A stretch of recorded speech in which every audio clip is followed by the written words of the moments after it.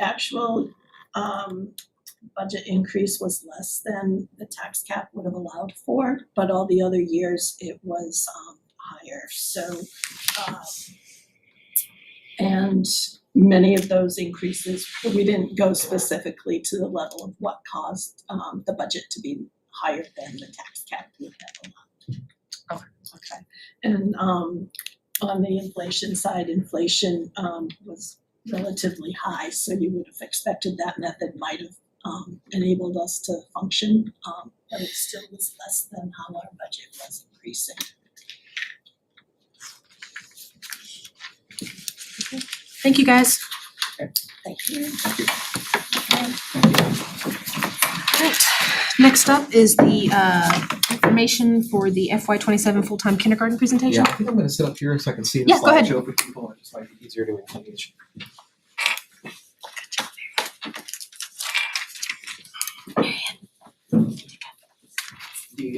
Yes.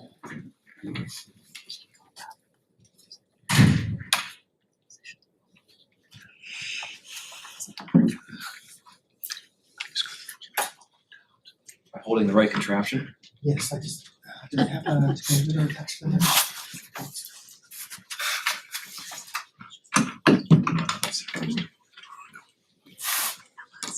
Oh, you. I'm gonna wait till the device works. Yes.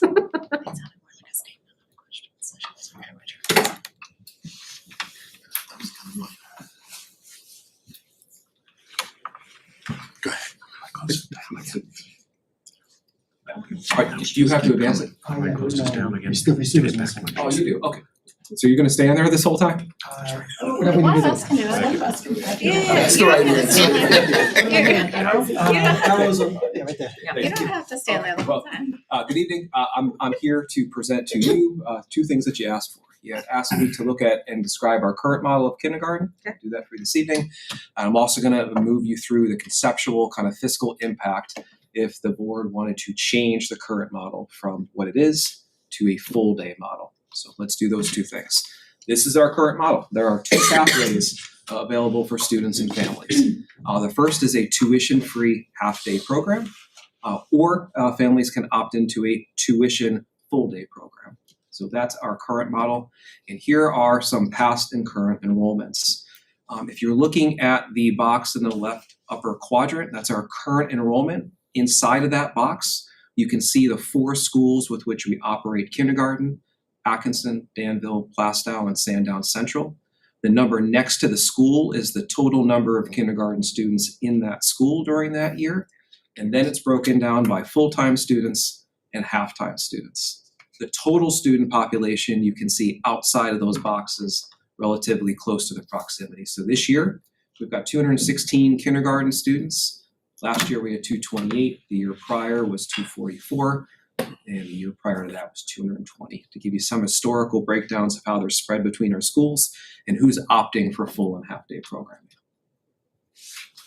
Also in our current model, these are the pieces that live in the fiscal 26 operating budget. In this budget, there are 12.5 FTE K teaching positions.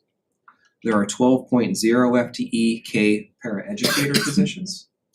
There's the cost of the transportation contract to transport kids to and from school. There's costs in the facilities budget to maintain the facilities where those kindergarten programs operate. There's costs in the curriculum and professional learning budgets to support the materials and PD associated with those classes.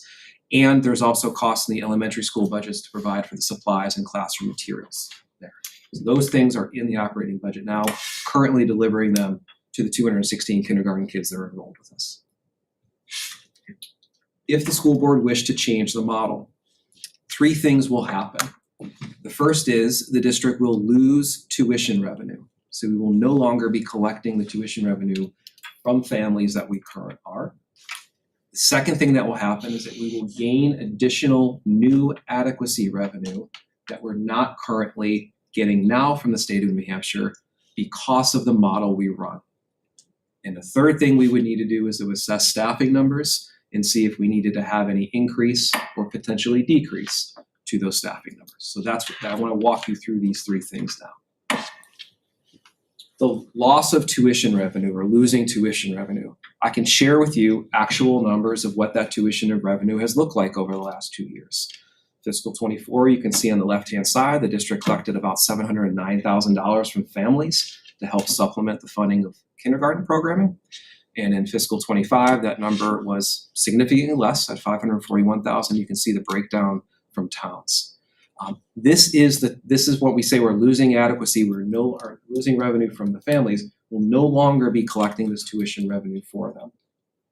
Second thing that will happen is that we will gain additional adequacy money per student that we're not receiving now. In fiscal 27, that would be the year the board may be planning for full day K. The adequacy number is set for the state of New Hampshire. Half of that adequacy is $2,175.50. So the district would receive that times whatever multiplier, the number of students that would be enrolled in kindergarten that would qualify for that additional adequacy, would give us additional revenue coming into the district that we didn't see before. That is a supplemental one-time non-competitive grant to help districts bridge the gap to getting the full day kindergarten. After that year, being in fiscal 28 and moving forward, all students enrolled in a full day kindergarten would be receiving full base adequacy. The state has also set that number, and that's at $4,439 for fiscal 28. The third thing that we would need to do is to look at our capacity for staffing. Fiscal 26, I've previewed for you what we currently have on staff. You can see those numbers again there. That's providing for 216 currently enrolled kindergarten students. Looking at our past numbers, I'd feel comfortable recommending to the board that we should build a model that we would be able to maintain 260 enrolled students, assuming that enrollment will increase. And that's only 16 students above what our maximum enrollment was within the last 4 years.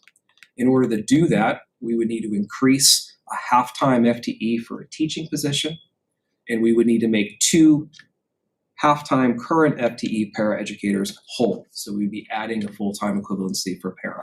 You will see there in the yellow, there will be a cost associated with that. We're in process of calculating what that cost is going to be.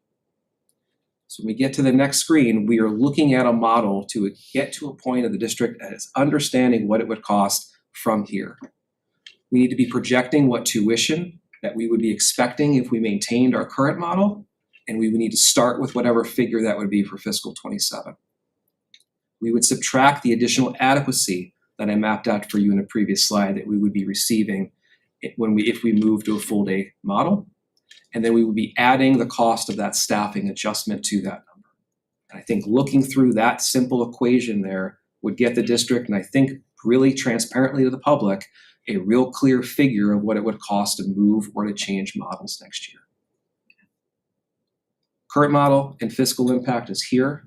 I would assume the board will have some future needing of information and potentially some recommendations that if you want to move this way, what is the mechanism to do that?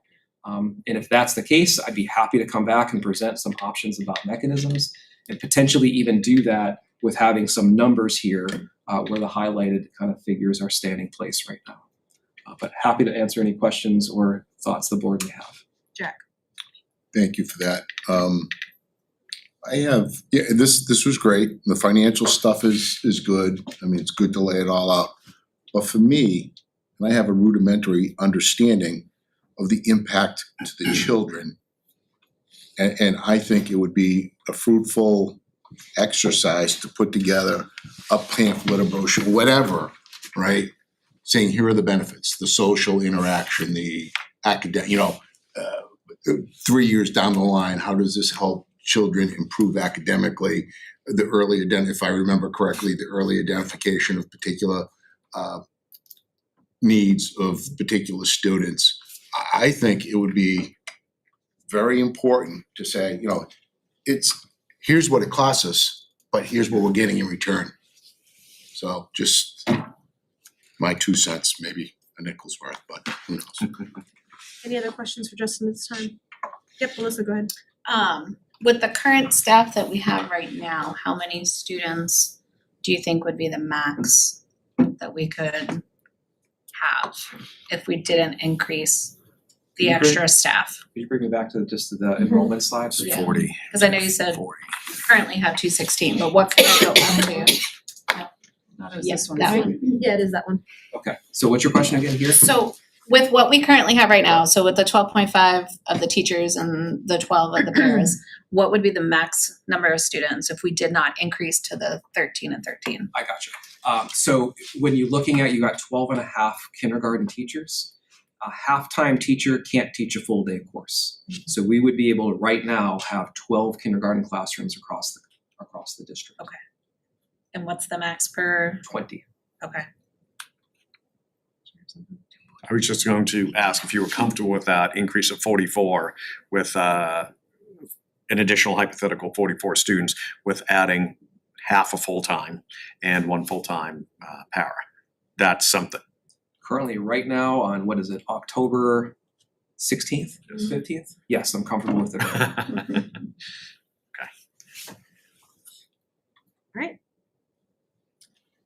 Moving forward, what else may be, what would the board also need to see as this conversation continues? Go ahead, Mark. I would like to see a cost analysis in getting some of those numbers, hypothetical numbers. I personally believe there is a benefit to having kindergarten, but we also need to weigh the costs associated with that and what the increased burden will be spread across the community, not just those members who can afford currently to send their children to kindergarten. And in order to get buy-in, I think we need to come up with some numbers, and I would like to suggest the board charge you with that, and we'll continue to help direct that. Just for clarification, if we move to a full day kindergarten model, so that removes half day option for any families. Now, would they have the option of not attending kindergarten, or do they have to, or is it homeschooling? Like, what's the alternative for them? Would they just, is it a full day kindergarten or wait till first grade? Or I homeschool? think those would be two choices. I also think we would want to go through that first year and see how many of those requests we get. Right now, my thinking is if we are at a full day model and the parent or family wishes a half day model for their child, I don't want to stand in the way of that. I would want to be very, very clear, and Sandy could probably talk to this too, like, we're not going to change the programming or sequence, but if they want to come for half that time and provide their own transportation, I don't think that that's something that we would, I'd rather have the kid in the school than to wait to first grade. The whole point is to get people into the building. So we would take those things, I think, one at a time. Go ahead, Don. Just thinking that through in terms of what it would mean in terms of a student's experience, what they would miss, a continuation of things that are going on in the classroom. It doesn't seem to make a lot of success. It would be, I think, so much frustration involved because you wouldn't want the teacher not moving the class in an equitable way, so that they're all having the same expectation of learning, or only do learning on the half of the day that the students that are volunteered come in only half a day. Our parents are only saying half a day. To me, it becomes very it's fraught with difficulty. And I think those are all the conversations we would want to have with those families to make sure they're understanding what they're asking for. Yep, Melissa and then Jack. And just my son is in first grade, so he just went through kindergarten last year. So, obviously all of his friends and the parents that I know of had their kids in kindergarten. So of all the people that I knew that didn't do full day kindergarten, it was not because they wanted to do half day. It was because they couldn't pay the tuition. And so, yes, there are going to be those few and far between students and parents that may only want the half day, but I think the number is going to be extremely small. A lot of the kids that are not doing half day, it's not because the parents don't want them to, it's because of the financial. So I think it's, we'll be able to have those conversations with those few families to find out, well, what's the root reason that you want half day? Is it a, whatever the reason is, and then go from there. But I really don't think it's going to be a huge impact. I think it's going to be very minute for those. Jack, did you have something to add? Yeah, let me piggyback on myself, if that's at all possible. I I'm would like to see wondering, that happen. it's a ugly vision. Is it possible, is there any data, and maybe Sandy would know, that would quantify early intervention as it relates to, you know, what the savings are down the road because we're doing less of that special Catch up. educational stuff down the line. I'm just wondering if anyone's ever taken the time to quantify that. And because then that starts making, now you start making real sense of justifying any additional cost. So just a thought. So in looking at this, I think the board is unanimous in charging with to continue to pursue this. I know earlier on there is data talking about kids who had the benefit of kindergarten and then matriculation into the upper grades and the decrease in having a child need to repeat grades. So if nothing else, it's a year's less tuition, full tuition for the district. Additionally, I know that there are some studies out there taking a look at early intervention rather than third grade. Oh, Johnny can't read. Jack, sorry, or Bob or whatever. John, sorry. So I would encourage you, and I think the board's encouraging you to start to bring some of that data forward, as well as working on the numbers so we know what the financial impact will be on both sides of the ledger. Sounds good. So maybe the next time we send an agenda item here, we'll have some more firm numbers we can share. And then the secondary part of that presentation will be what we would see as the benefit or the documented benefit of kindergarten. Perfect. Anybody have any other questions? Bree, and then Dawn, did you have something you want to ask? No, I think I would wait for that process. Okay. Yeah, to get engaged, because I have all the same questions you do. Bree, go. Just for my own knowledge, if a citizen were to put this petition forward on a warrant article, would it need a majority or 3/5? It would be a cost item. It's going to need a simple majority. I would want to make sure that warrant article is clear, Constructed. aligned to the law, and that we've got some input about what the cost figure is for that, as opposed to someone just guessing it. Mary, go ahead. Yeah, I think in the process, we also need to look at articles of agreement and the process of updating that. 100%. Yes. All right, thank you. Thank you. Let's see.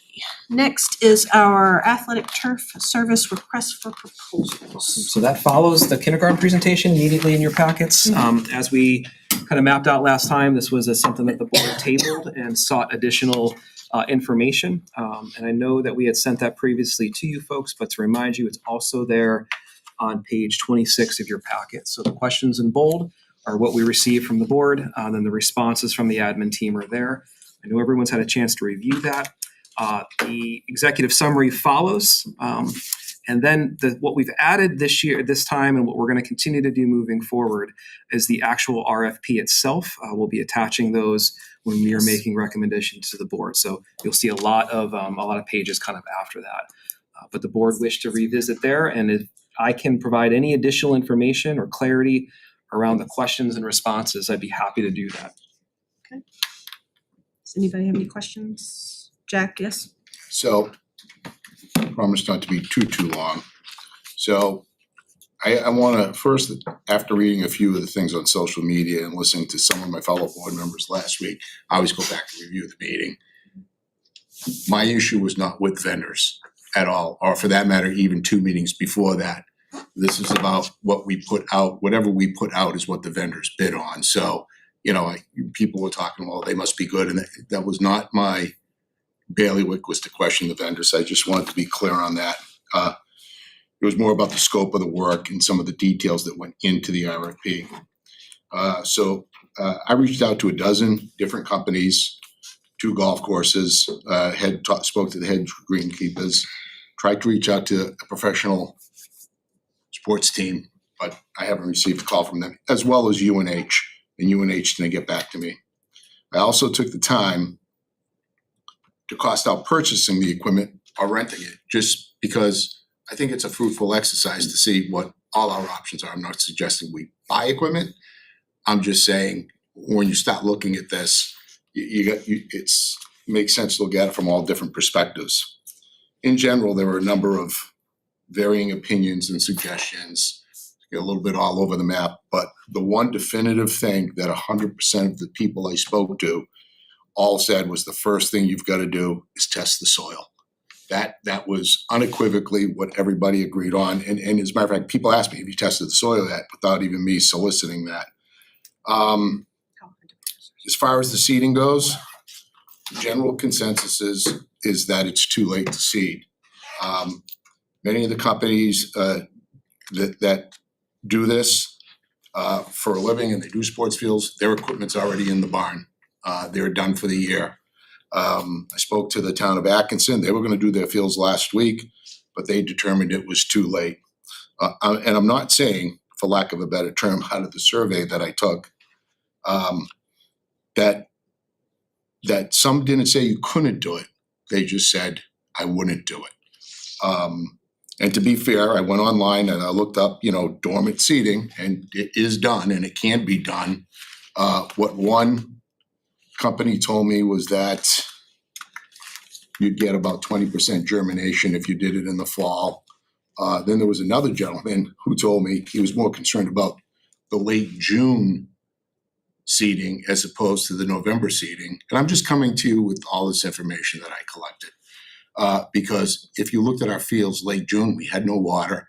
It was very dry. And we have like a great irrigation system. So we had probably some of the best circumstances. And when he brought up the lack of rain this year, it kind of, his concern about late June was well taken. So that was the feedback that I got. And like I said, generally speaking, the consensus was not that you can't do it, you shouldn't do it, or I wouldn't do it. That was the feedback that I got. As far as purchasing the equipment, and once you plug that stuff once into the internet, it just keeps coming at you. So you could buy all the equipment to do this. Is somewhere between $25,000 to $50,000, but I think the real number is probably about 30. And if you look at the prices that are listed there, you kind of get your break even halfway through the second year. In addition to that, I looked into renting. You can't find a top dresser to rent. There's one company, they're from China, and China doesn't answer their phones right now. I don't know, maybe they're fighting with someone at the White House. So with that said, the aerator can do 16 acres a day at $300 a day. So if you start looking at that math, you gotta it's something you need to think about. And you have to subtract the manpower out of it. So anyways, I think we should maybe consider, not for this particular RFP, but maybe buying a few pieces of that equipment, maybe the top dresser. And then the other thing, and I know this is a leap of faith for anyone to think outside the box like this, but we also have 4 towns, and I know at least 3 towns do this to a certain extent. They plow our driveways, so they all pay taxes into the district.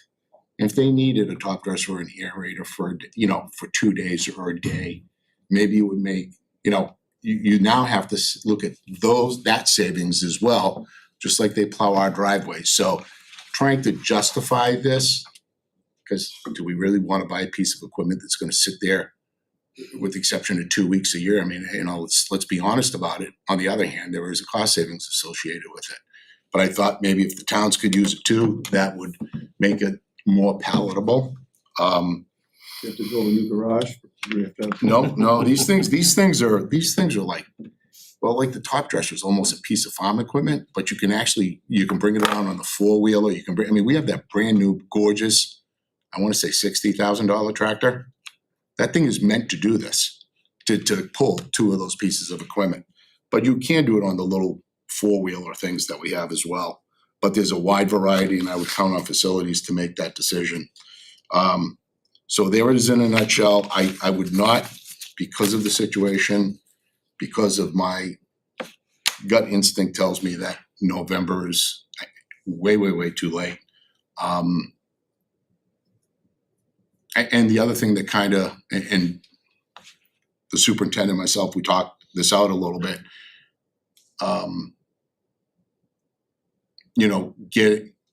I had an issue with having to have this done in a single day. I don't see why it can't be done in a week. And, the discussion was that we want to get people back on the field.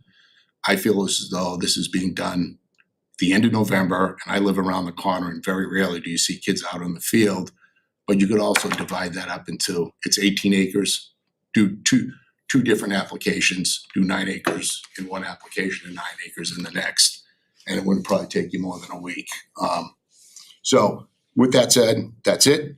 I would not be opposed to doing a one-time application now, just so everyone can put their heads on their pillows feeling like we've done something. I don't want to do that, but I would be willing to do that. But I think doing making a 3-year commitment to this before we even have the soil tested, with everything that I heard over the last 2 weeks, just gives me pause. When's the last time we had the soil tested? 21. Soil was tested in 2021. As Jack talked about, like that those tests focus on pH levels of the soil that may impact its future care. In the past, we typically would analyze these results with Tom Irwin advisors, make any adjustments to the fertilizing cycle. We're due for a test. It's either going to happen this fall or spring. It's going to be depending upon availability. The last results, I don't have the specific results. I can get them for you, but the summary was that there were no major red flags in 2021, and the fertilization cycle followed. Hold on just a second. Does anybody else have any questions at this point? Yes, Bree.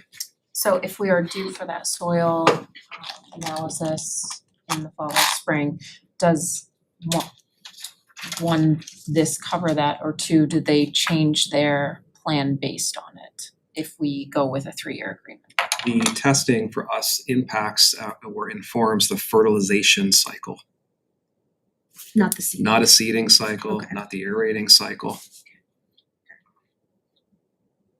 All right, Jack? Yeah, so one of the things that and I actually talked to Erwin, that the testing should be done once a year. So, and the testing isn't an expensive item. It's a cheap ticket item. It's just something we should do in good form. And I agree with you, it has more to do with the fertilization cycle. But I did have one person that's very familiar with this property say, and the more research I did, I understand where he was coming from. But I had said it last week, he says, why are you top dressing over a sand pit?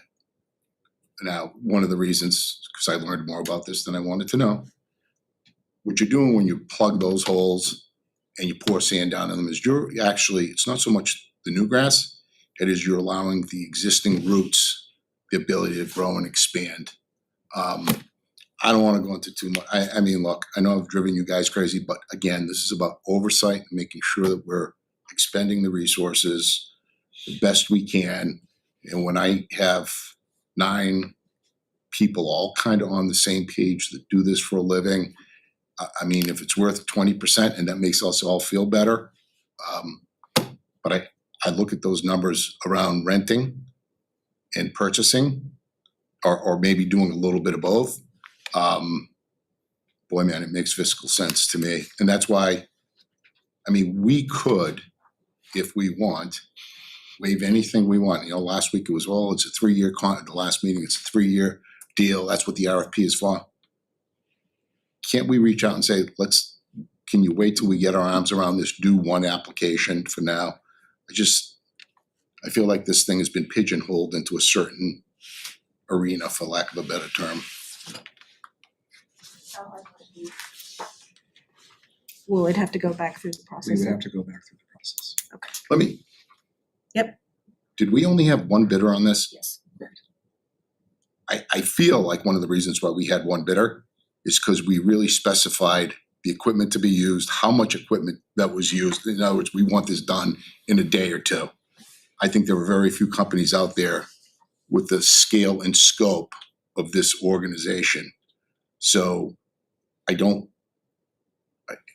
and we could waive that. We could waive going, I mean, we have 100 times waived putting it out to RFP, which usually goes against my grain, but in the respect of time here, I wouldn't have a problem with supporting waiving the policy to move forward. Don? Yeah, I have a concern about a 1-year thing in terms of how long does it really take to establish fields over time? And the continued process would better results than a 1-year shot as a test. Yeah, because you're not gonna get a fully established growth that's gonna handle the beating of athletic fields and whatnot in 1 year. And that's why a lot of times, if you're not having some time for fields to recover, yeah, you're just destroying or wasting your money. You're just churning it up before it has a chance to be established. An information or a question I have, and I'm embarrassed it didn't occur to me before, in looking at the scope of services, I'm comfortable with this group looking at the recommendations they received, all the way down to Gillette Stadium. Chloration, seeding, top dressing. Fertilization is not included in part of that. As part of that scope of services, this contract as written allows us to go outside of whoever is awarded this for additional, say we needed lime or acidification because the pH test says, we're, at 5 or at 8. Silly question, but is fertilization actually part of this as well? I didn't see that. It is not. So hold on, please. Because it is not part of this, that is something we can do on our own. So the timing with testing the soil, which I agree, and again, it was either this fall or next spring, we plan on doing it anyway. That dictates the type fertilizer you use, whether we need to add lime to it or, increase the nitrogen content, what have you. So in some ways it's removed from this, as long as we're not putting fertilizer on top of the seed that's trying to germinate, which burns with nitrogen. We're not doing fertilizer, so that's not an issue. So I'm comfortable with this, but I do agree that in the future we should certainly look at the cost benefit of purchasing our own deep core aerator rather than just the slicing aerator. Jack? Yeah, I believe we have a contract with a fertilization company that comes out here and does I believe it's 4 applications during the course of the year, which should in fact be coordinated with this. And I would think that if our soil has deficiencies, we wouldn't want to be putting down grass. The other question, and I asked this question, no one really had the answer for me, and I don't know it. If we're putting down grass, and I don't care about the coring, I don't care about the top dressing, but if we're putting down seed in late November, it lays dormant all year, and I can tell you because I do know this, is the players are out on the fields for 2 weeks before the grass starts to perk up and germinate. So we don't do it earlier because kids are playing on it, but by the time this grass germinates, the teams will already have been on the field for a couple. And I'm not saying there's a solution to this because our fields are constantly in use. We have no relief fields, we have no turf fields. I would like to take that 2 acres that the engineers pointed out that we didn't have enough room to put the solar panels on and turn that into a relief field. And I know there's some other proposals going to be coming out, but there never seems to be a good time to do this. And from everything that I took, I don't care how the board votes here tonight, other than to say that late November and late June are not the optimal times to do that. And I just don't want to be throwing away 80% of our money on something that probably that isn't going to be as effective as it possibly can be. If I may, I hear you, I understand, I don't disagree. But during the growing season for new seed, kids are on the field the entire time. So you're right, there's not a good. Great. Fortunately, we invested in our water system. This has been the driest year in New Hampshire's history when you look at statewide. That being said, the fields are in pretty decent condition because of the investment we made in our irrigation system. It needs to be done at some point in time. We have a different fertilizer, contract that's not this. I'm comfortable moving forward with this right now, so if there aren't any other questions Well, even if there or are, you comments, could go yeah, if ahead there, I'll make a motion to accept the contract as written to special, thank you. Motion to approve entering into a 3-year contract with Specialized Turf Services to provide aeration, seating, and top dressing services to the main campus athletic fields in the total amount for this 3-year contract of $70,040. A motion by Mark, do I have a second? Seconded by Alyssa. Any other discussion on this? Jack? You realize who pushed for that irrigation plan? Jackie, Johnny, no, sorry. Anybody else? Jeffrey, go ahead. Could the superintendent maybe just explore what it would look like if our staff rented equipment and what that time commitment would be and what jobs they would be pulled away from? Just kind of get some answers for future discussion. I'd be happy to do that. What's on the table now is a 3-year Right. contract. Yeah. So nothing would happen for the, I okay, understand correct. that. So in terms of timetableness, it's not something Again, we'll like need by fiscal next year, meeting. what are we already planning 28, so. Right. And the grounds people that we have here, they also service all the other grounds in the district, like Pollard and Atkinson, Sandown Dam, correct? Correct. All right, there's been a motion and a second. Any other discussion? All right, all those in favor? Opposed? And abstain. So it's 6-1-0. All right, moving on. Next is the overnight travel requests. Denied. Mr. Pedersen, you've been quiet over there tonight. Good evening. Evening.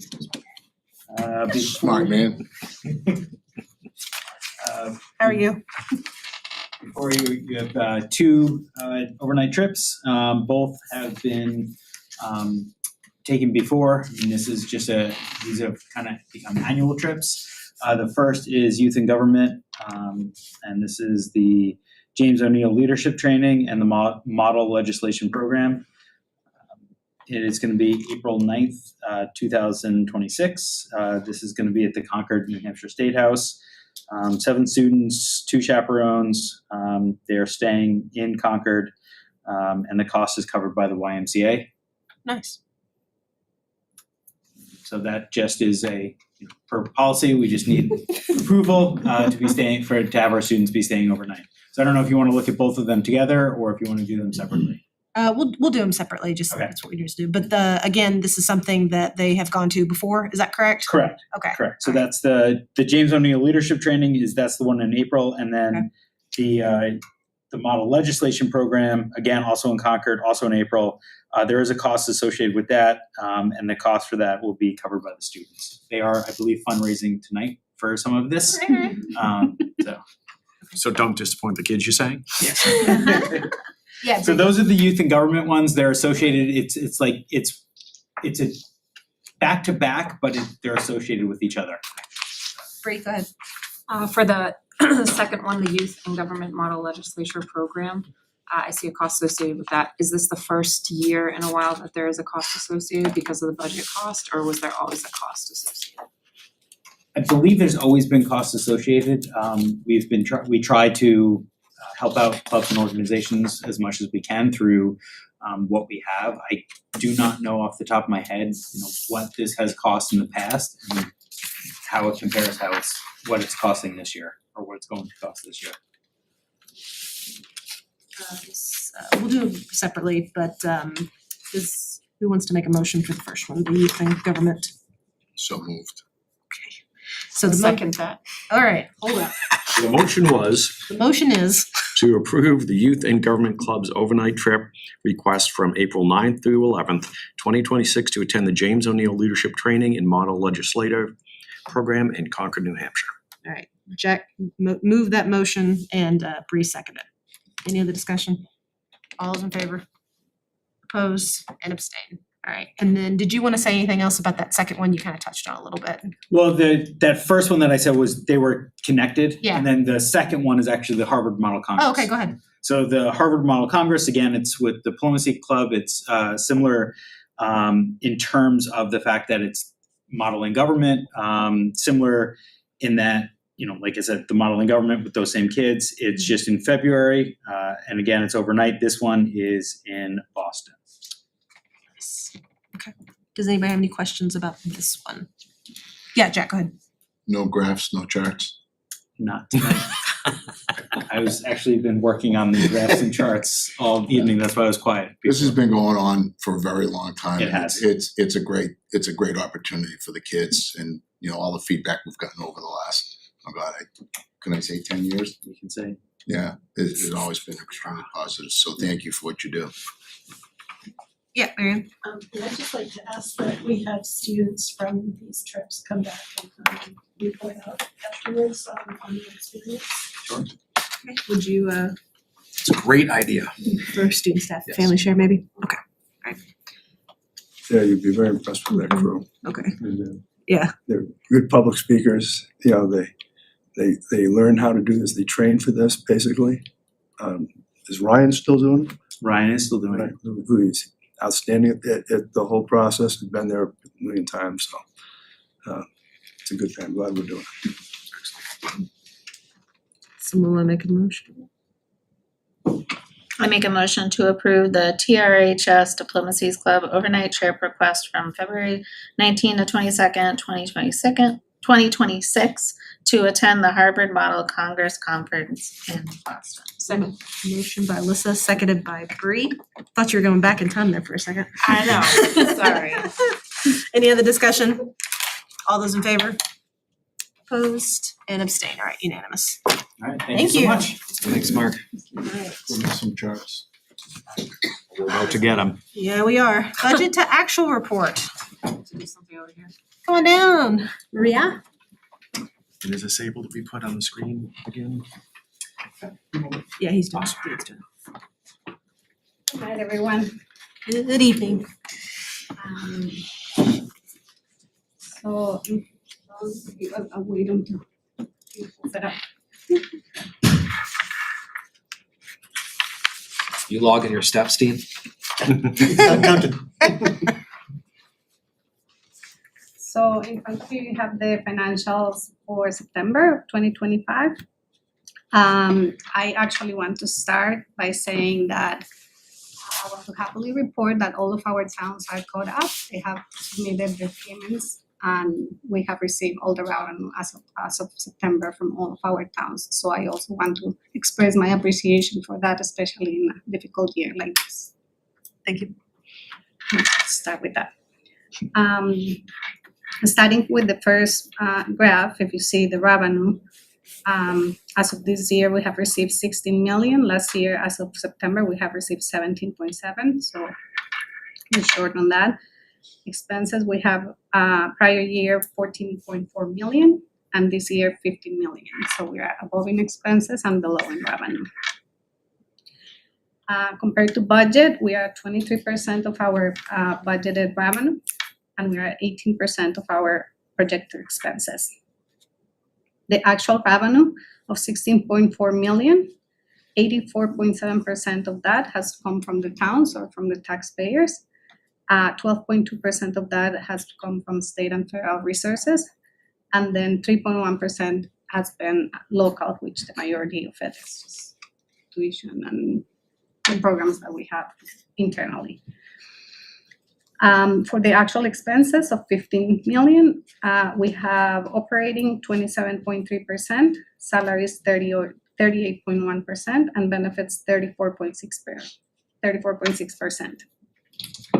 We are still projecting to be at the little shy of $83 million for the year.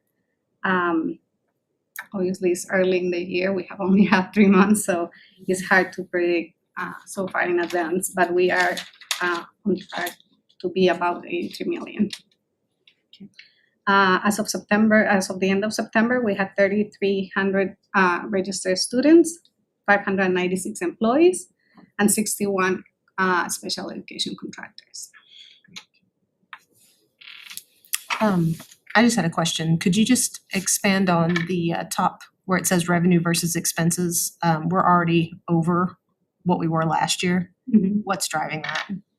Just where we have more people now, or just? Salaries and benefits. Obviously, the benefits this year are more expensive because we had 14% increase in our health insurance last year, and now we're at 13% increase in health insurance.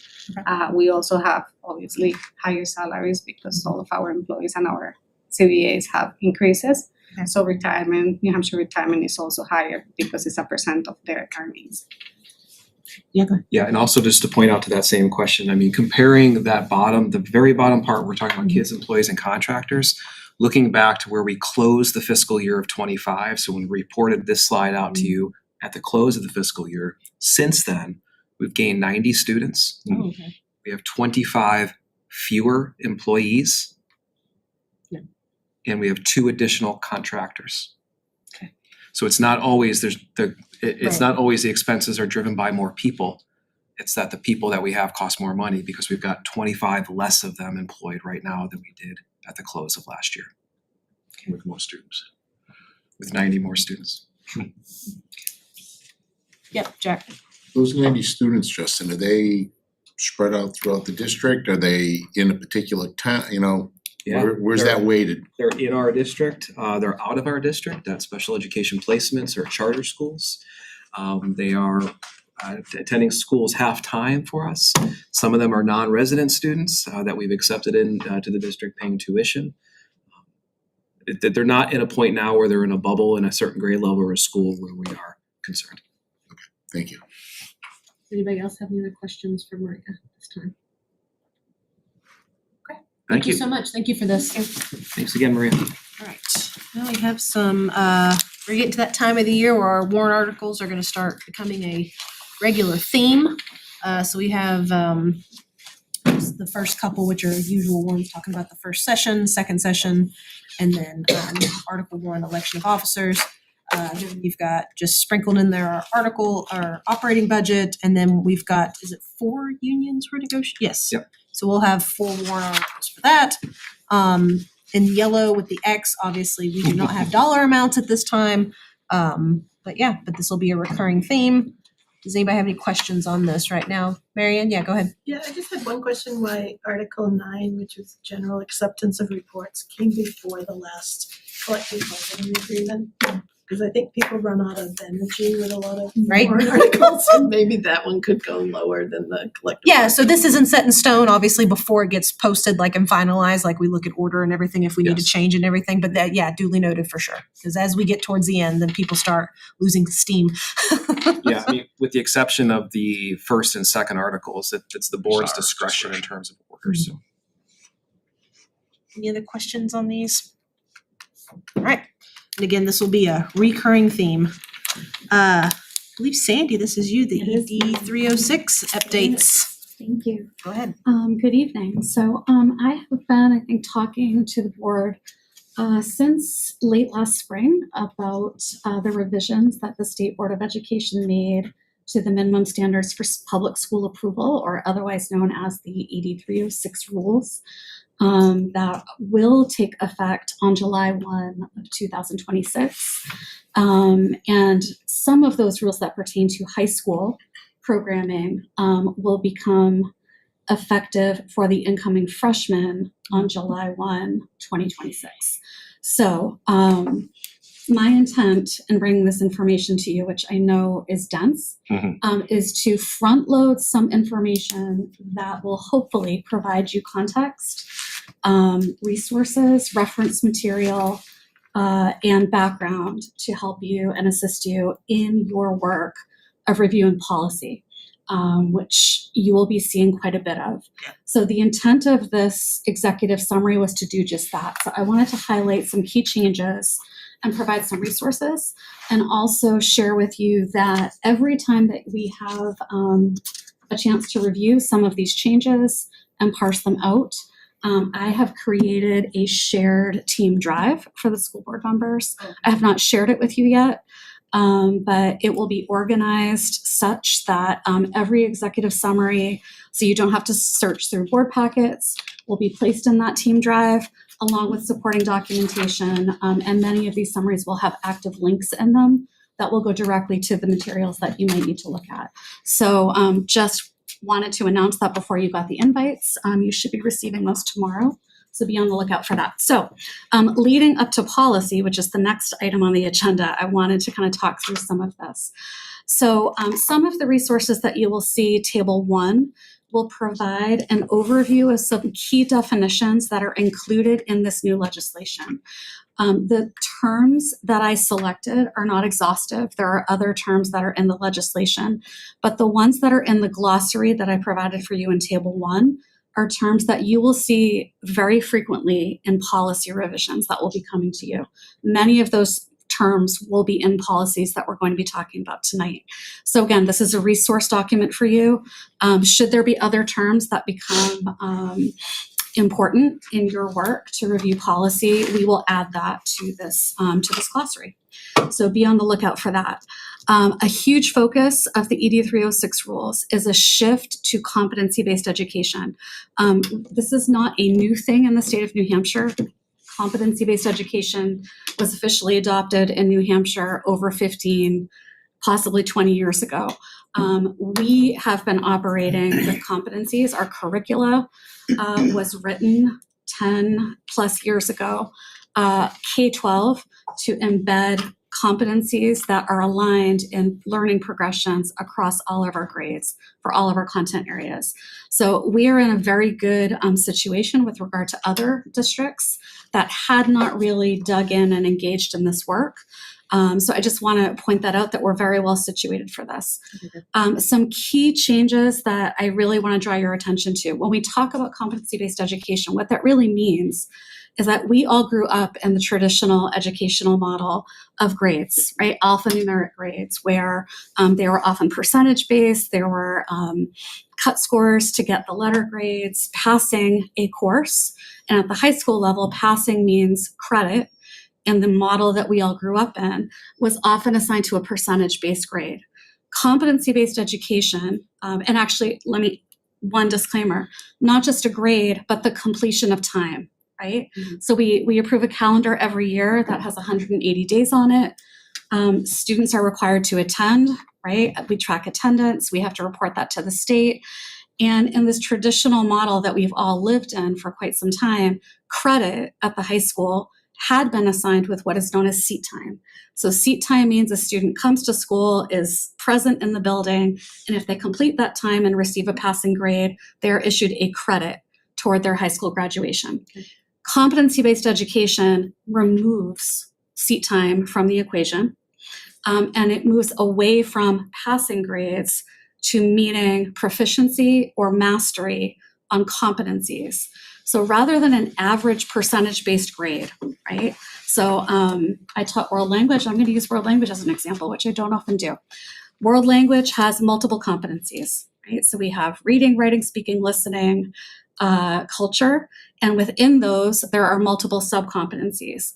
So in a year-long course, a student has to demonstrate that they have achieved mastery in every single one of those competencies, because they're all key important skills that we are expecting kids to leave with as they progress through the grades and they go out in the world as graduates of Timberlane Regional School District. No longer are we looking at 60%, right? Kids might be squeaking by, but not really attaining the key skills that we would identify as being prerequisites for being competent within those skills. So this is a shift in a couple of different ways. It's a mentality around identifying what are the core skills that we expect our students to have. We've done that work. That already exists in our curriculum documents. We have identified and developed at the high school level rubrics for all of our competencies that allow our teachers to, when they issue an assessment or students present a project or perform anything in the class, to measure their performance against our competencies and be able to identify what does proficient and what does competent look like. So we have done that work.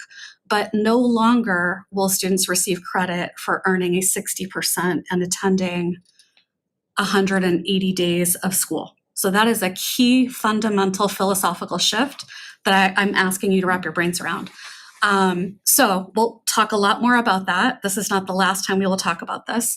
This is in legislation. This is not a Timberlane approved, we are initiating this. This is now across our state. Every district is digging into this work and having conversations about these shifts. Another key feature of the ED 306 rules is around innovation and learning. So competency-based education, along with innovative learning experiences and pathways, moving away from seat time as a prerequisite for credit, allows students to achieve these competencies in very flexible means. So I'm going to start with extended learning opportunities, because I think we've been fortunate to have students come to us multiple times with Danielle Foley at the high school and present to us some of their ELOs, or extended learning opportunities, which have been for credit.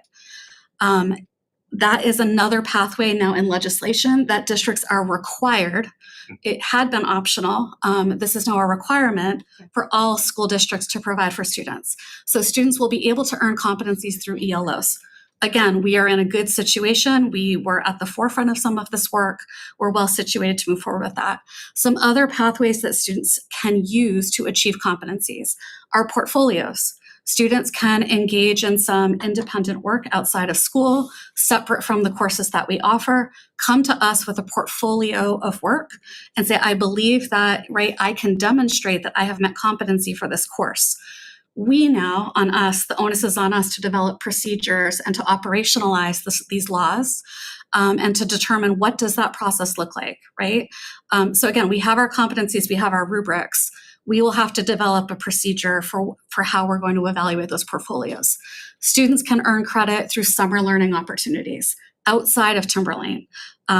They can earn credit through internships, through career-based experiences, through a variety and a myriad of other avenues that will be embedded in the policy and are in legislation.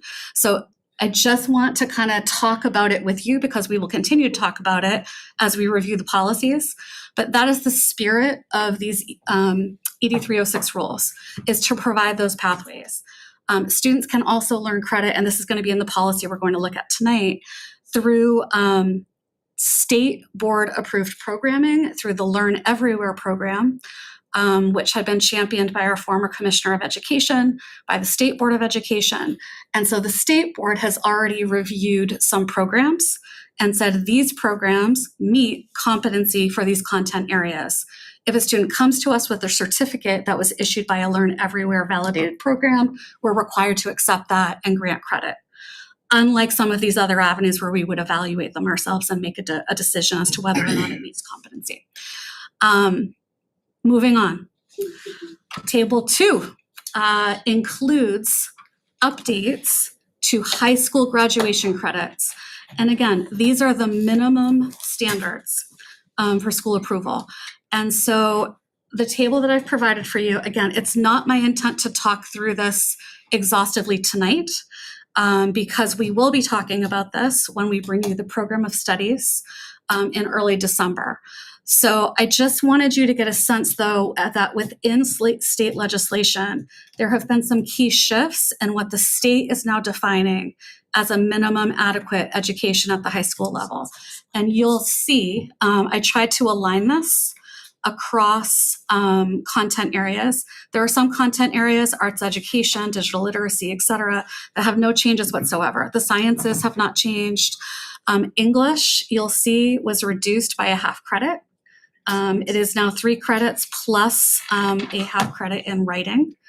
Mathematics is still a 3 credit requirement, but with some shifts. So while algebra had been required, it's now algebraic concepts and a half credit in data analysis or statistics. Social studies, I am not going to talk through right now, but I think it's, I'll let you form your own opinion of it, but it has increased. And it's somewhat complicated, and in some areas it looks like there are some redundancies potentially. So I've tried to align that. We will talk about that when we look at the program of studies, but there was an increase from 3 credits for all students to 4.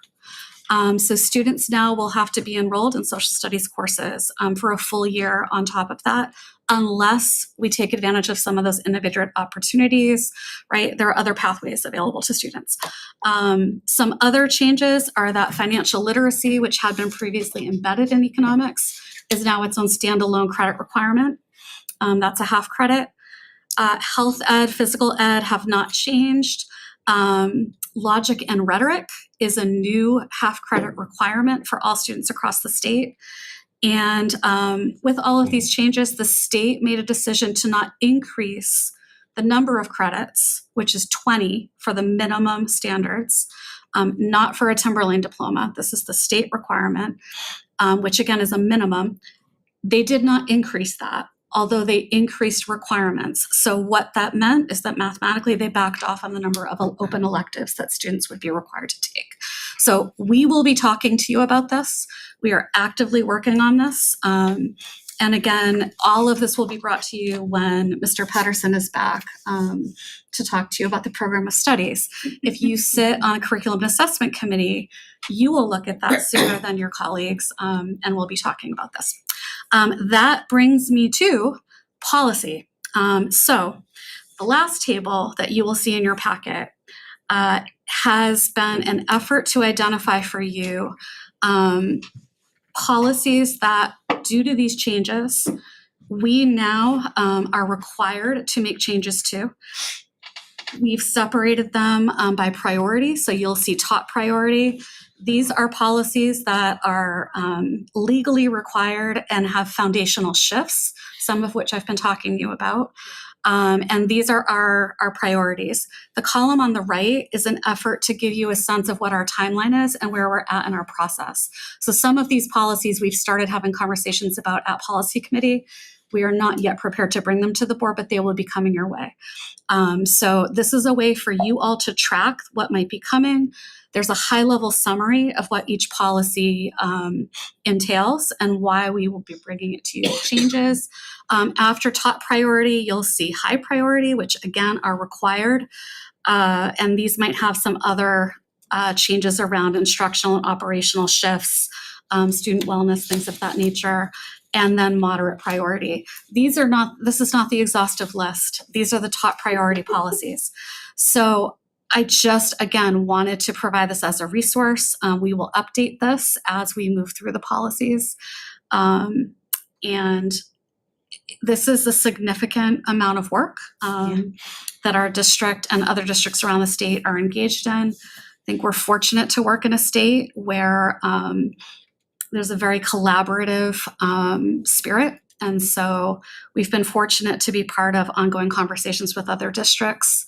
I am attending a meeting tomorrow where we will be digging into this and connecting with districts around the South Central region to talk about high school credits and everything I was just speaking to you about. So I'm happy to answer any questions. We will be talking about policy, but I'm not sure. Okay, so I had Alyssa had a question? Yeah. Bree had a question. So we'll do Alyssa, Bree, Mark, Don, Marianne, and then of course old Jack. Go. John, you mean, old John. I hope I can help you here. You got 9 questions. Very well With done. the transition to competency-based, I guess, grading, I don't know if you want to use that term, will the numerical or alpha numerical grading eventually go away? Is that the state's plan or? The state, so just to be clear, so there are minimum standards. We retain some local control, right? So the state is not mandating you can no longer use alphanumeric grades. We've been operating in a hybrid grading system at the middle and high school for many years now. We've been reporting on competencies and on traditional grades for at least 6 years, I would say. At the middle school, we started earlier. That was pre-COVID. High school, God bless you. We've been presenting on both. So I know you have your children elementary. If you were a parent of a middle or high school student, you will receive a report card that will reflect alphanumeric grades and competency scores for your child. So we are already reporting on competencies and tracking that. Many of our grades, most of our grades, are connected in PowerSchool when parents log in to competency scores. So when a parent logs into PowerSchool to look at how their student is progressing, in some cases for assignments, they're able to hover over that, it will expand. They're able to see if that was connected to a competency, what competency that was, what the language of the competency is, and what score their child received. So we've been doing this work for many years. Right now, we're not discussing as a team eliminating traditional grades.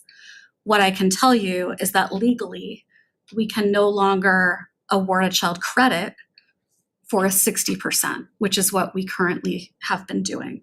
That child could earn a 60, and if the child has not earned the appropriate scores or demonstrated proficiency and mastery, they will not earn credit.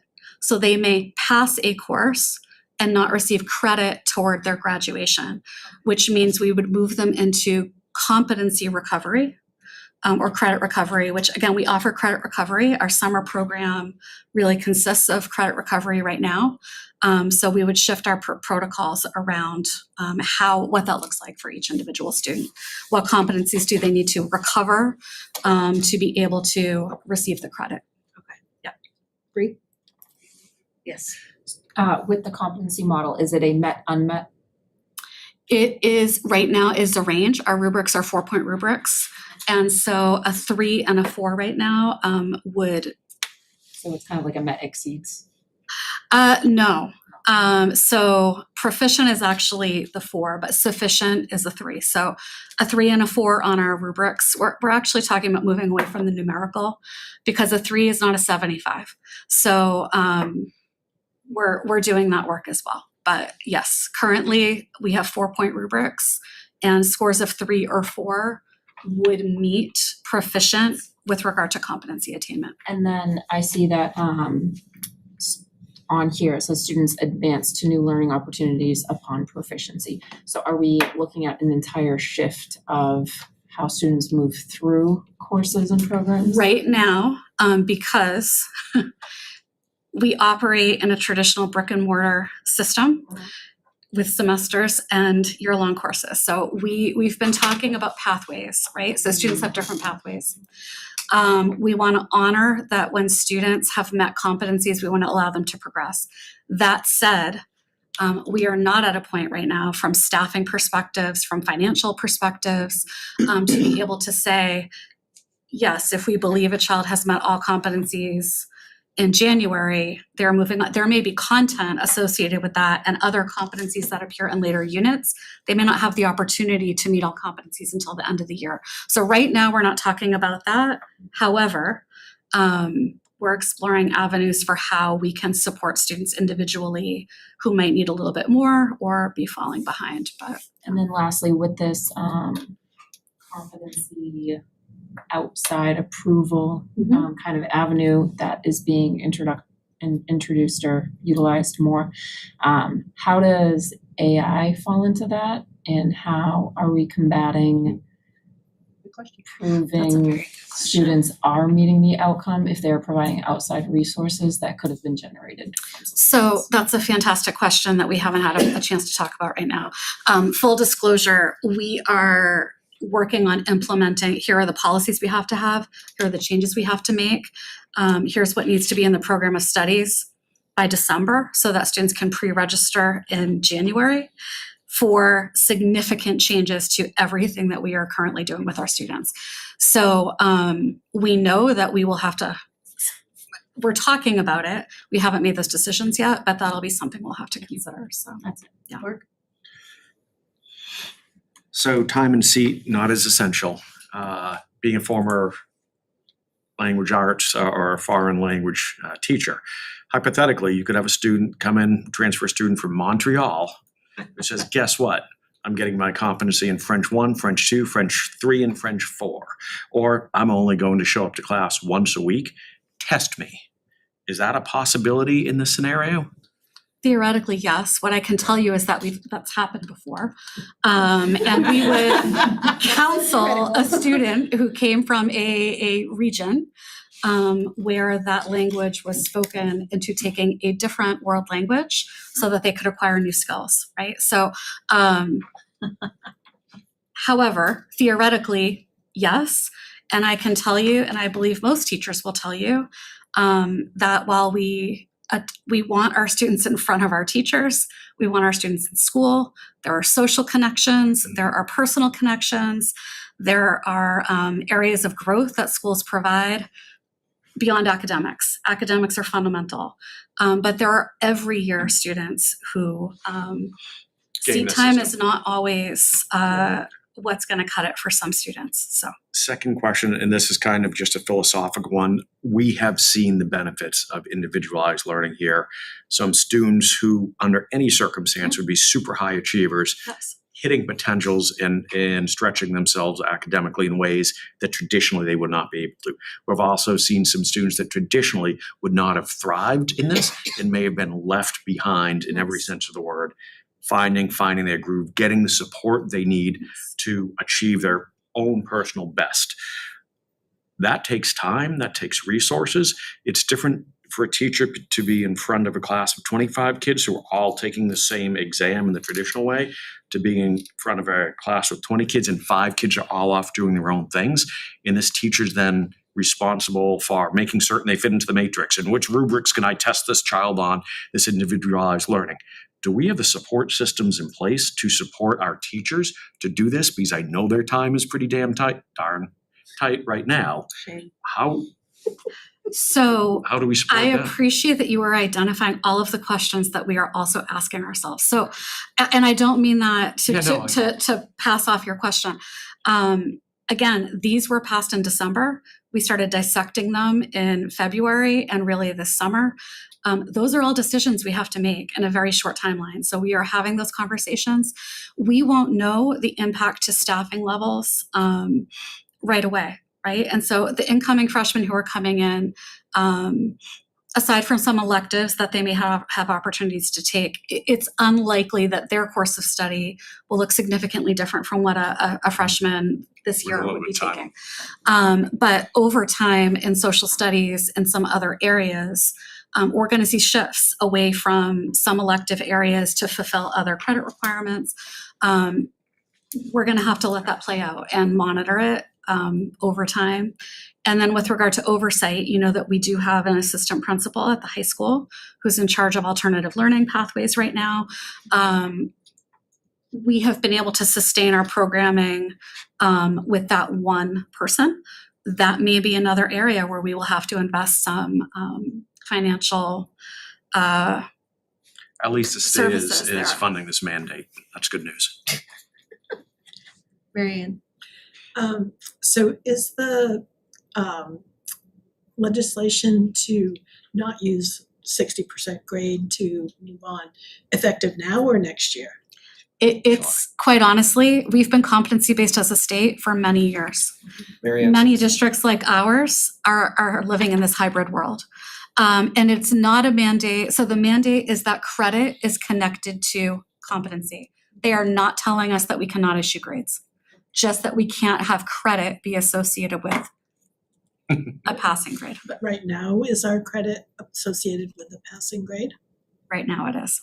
And right now it needs to change. Yes. Okay.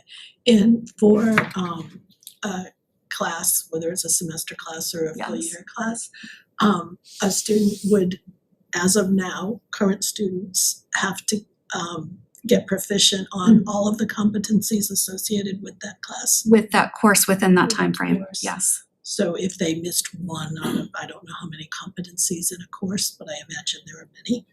So right now we're reporting out on competencies. We are currently issuing credit based on the percentage grade. Next year, we will have to move toward it's all of it, right? So yes. Did you wanna add something? Just to clarify that it's been the law in New Hampshire since 2008. 2008, and New Hampshire as a state was one of the front runners about looking about anytime, anywhere learning for students. And I think as Mark alludes to, you draw that model out to its most extreme and it fundamentally changes the structure of a public education system. Marianne, did I answer all your questions or do you have another one? Nope. Dawn and then Jack. I do think you'll see instruction has to change and the student work will involve more performance, that there'll be more activities, more creation, more learning to use knowledge rather than just to know. And so that takes a process of teacher work to develop lessons and sequences of learning that set kids up for success in, demonstrating their knowledge in different ways other than taking just a test. It doesn't mean you won't have a test that is very content oriented. I was just asking, when does the teacher do this evaluation? Not in front of the other 19 kids in the class. I mean, this, Well, sometimes it will be working with other people, and it will be in Yeah. front of the whole class. Because presentation, speaking, listening skills, the skills are gonna be, spread out there that are very important skills for people whenever they go to work, when they wanna be successful in any line of work in their future. So this kind of makes education more real, done well. So, and then you do have access to knowledge in ways that we never did before. So part of it is learning to use that access, to give you better success at being up to speed with what's going on in the world around you. So, I think it's got to happen. Yeah. And it's going to be a process that parents are going to have to, they will pay attention, because it's change. All right, they will pay attention, but they'll be grateful when their students are more engaged, right? And they're more communicative about the things that they're learning and more able to do things that would be impressive to, a wide range of people, not just somebody who learned some material and spit it back at you. So both things are important. You need to have some basic knowledge to have something to speak about or use to achieve, some goal.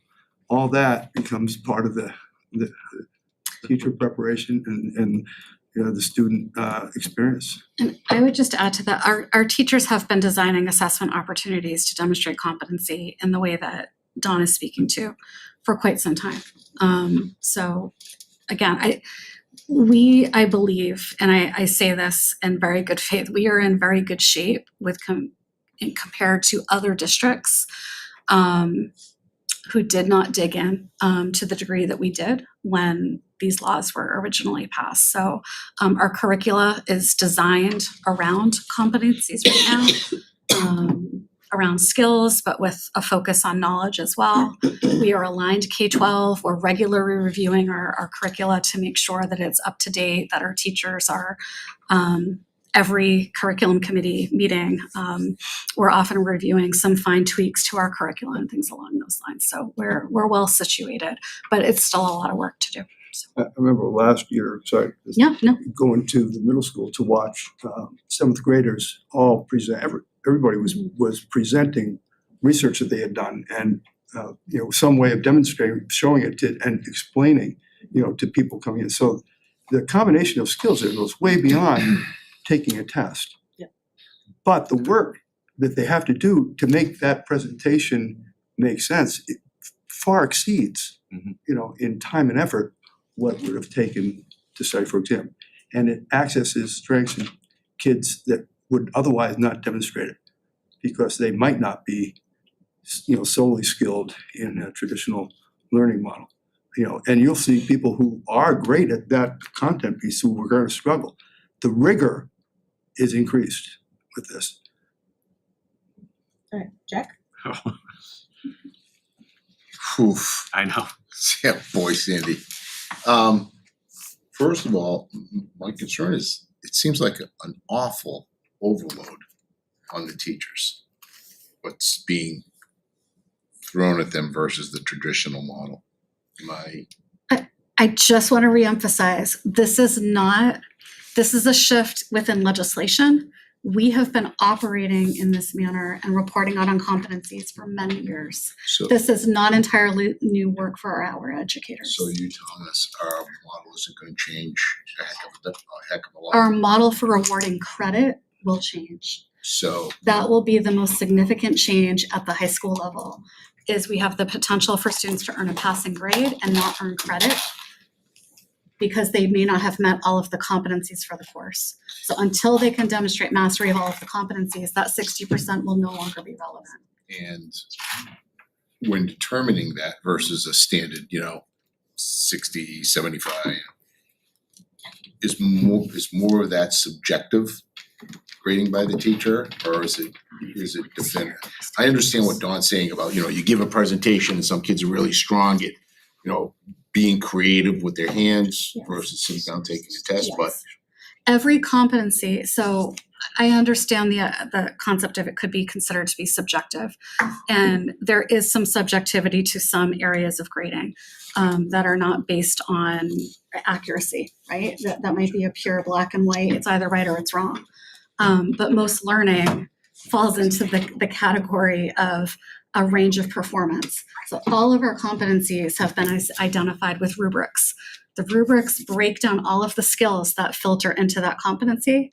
And within those skills, there's a range of performance that our educators have identified to say, if you are performing, I'm trying to think of an example.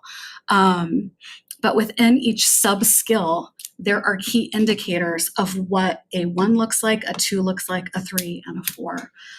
So something that in premise could appear to be subjective actually has a lot of structure to it, where you can share the rubric ahead of the project being due. You can have conversations with children. You can even give them a model of what a proficient example of performance looks like. And they can work toward that and self-assess themselves against the rubric, which becomes even more powerful because then the students start to understand what they need to achieve and demonstrate to be proficient. So all of that work, we'll need to keep reviewing everything, but we have those documents already prepared at the high school, every content area, every grade level. So we're ready to roll with all of that. We've been doing it. just a couple observations. I'm glad that they're expanding on social studies. A little concerned about, can you speak to just the English and the literacy part of that they're taking to have credit? Did I So remember that correctly? Yeah, what I want to emphasize again is that these are minimum standards.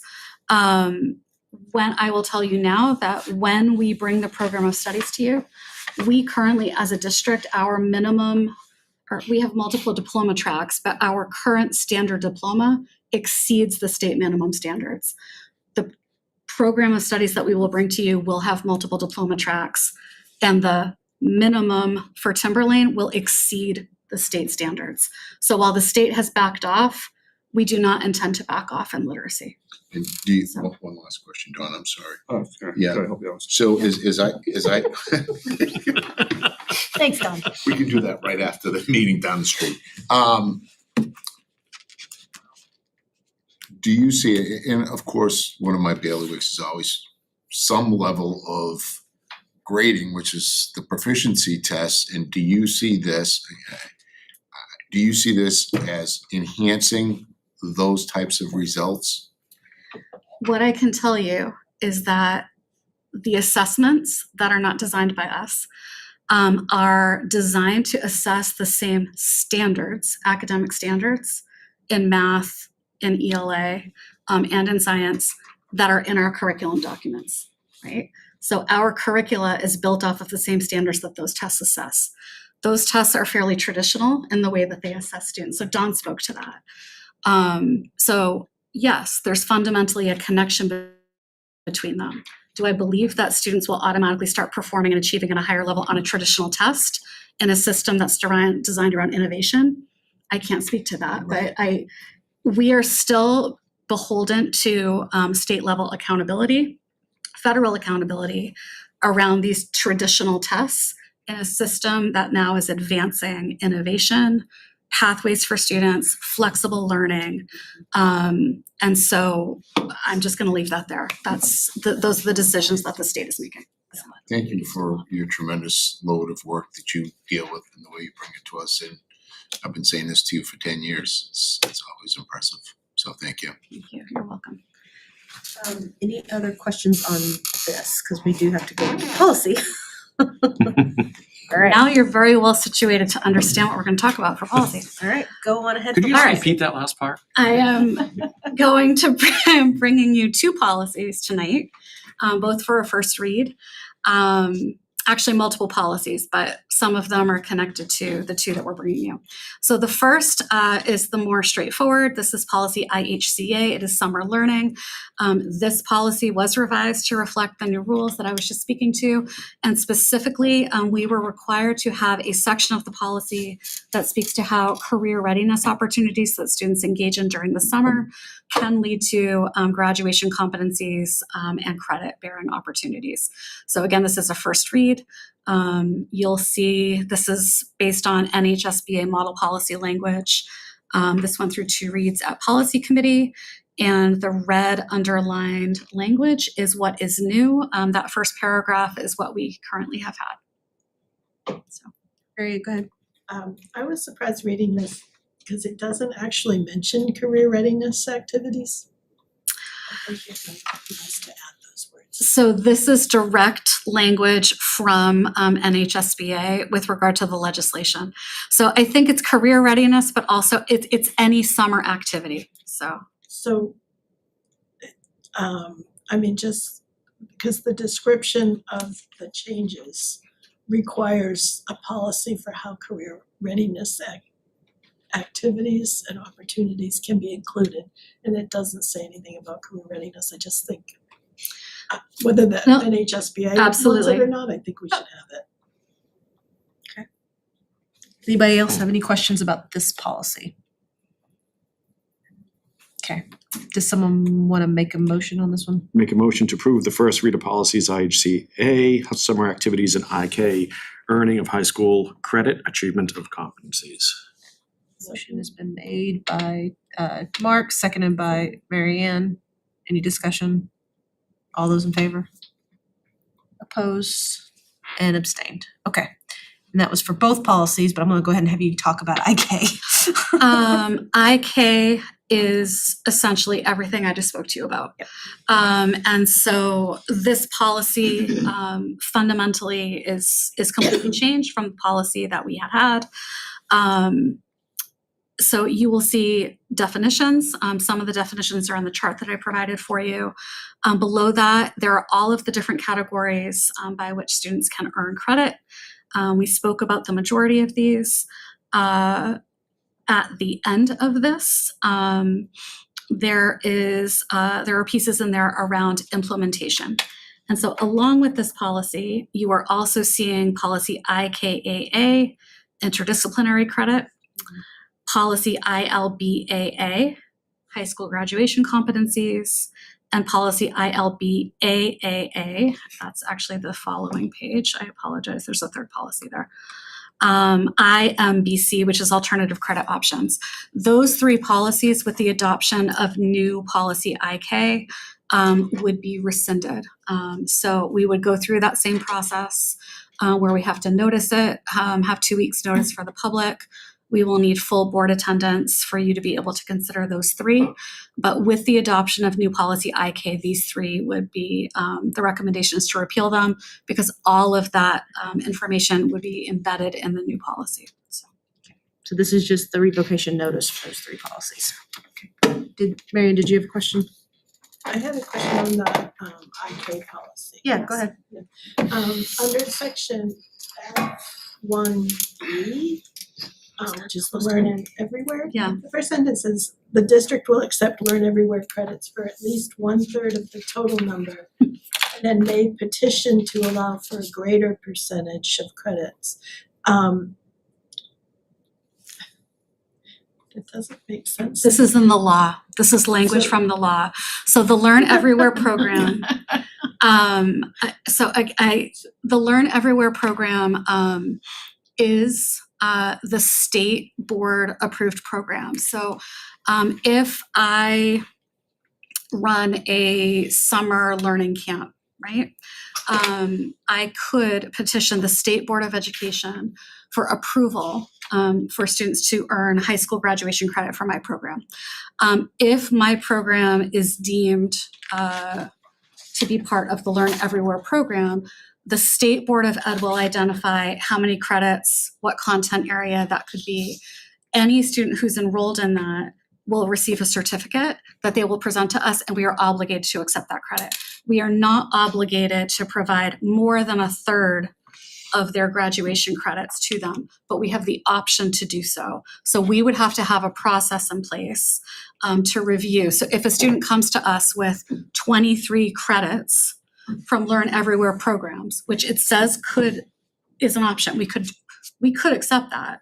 We also have the ability to have internal protocols to say, no, we can accept a third of these credits. And then the principal, there would have to be review protocols that we would put in place and communicate ahead. So isn't this the policy where we would say we will accept up to 1/3? And if you, and you can petition and you can petition for 100%. That's essentially what this says. Yes. That's what it says. That's what it says.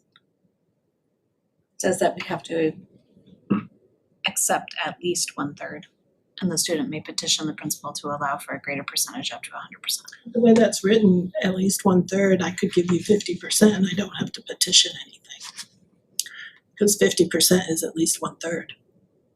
So the very first sentence says, The minimum that we're required is 1/3. From there, it's petitioned up to 100%. right, So if you did 50, we could say, no, we're required to give you 1/3. That's so- it. You need to petition for the extra. So it should say we'll accept 1/3, and then you can petition if you want Yes. more. Or we can say 50%. I hear you. What I would like to do is go back to the law, because I believe that language verbatim is what is in the law.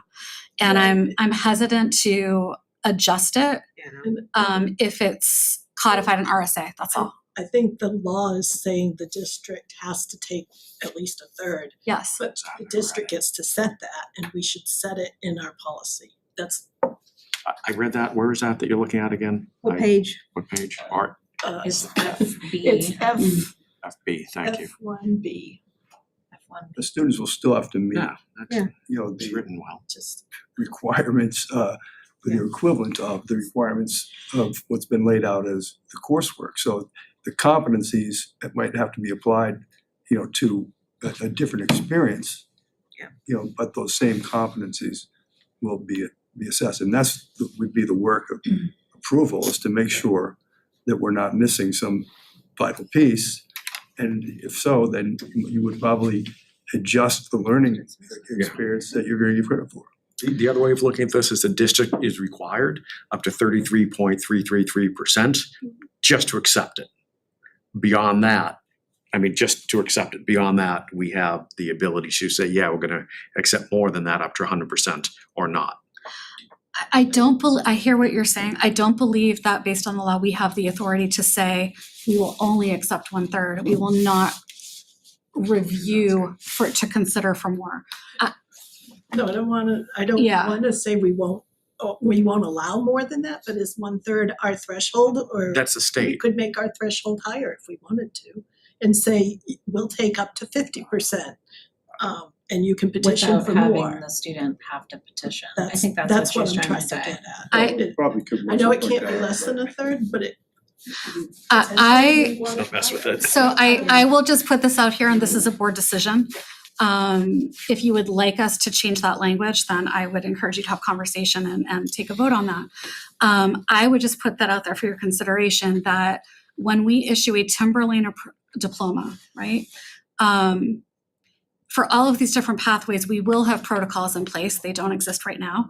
But to review and to compare those experiences against what we define against our competencies, our curricular, our standards of a minimum education as a Timberlane diploma. We lose that ability with Learn Everywhere. We have trust that the State Board of Education is going through their process, but we don't have that review capacity. So by expanding this beyond 33.3%, we are in effect removing our ability to say that we are confident that this child is earning credit through programs that align to our competencies.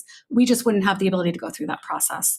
So, but again, that's a board decision. I don't think we'd wanna I don't think we'd want to, and judging by some of the earlier presentations and confusions regarding the direction of our State Board of Education, I am not confident that this was well thought out enough to meet our standards. So I would not want to mess with this language at all.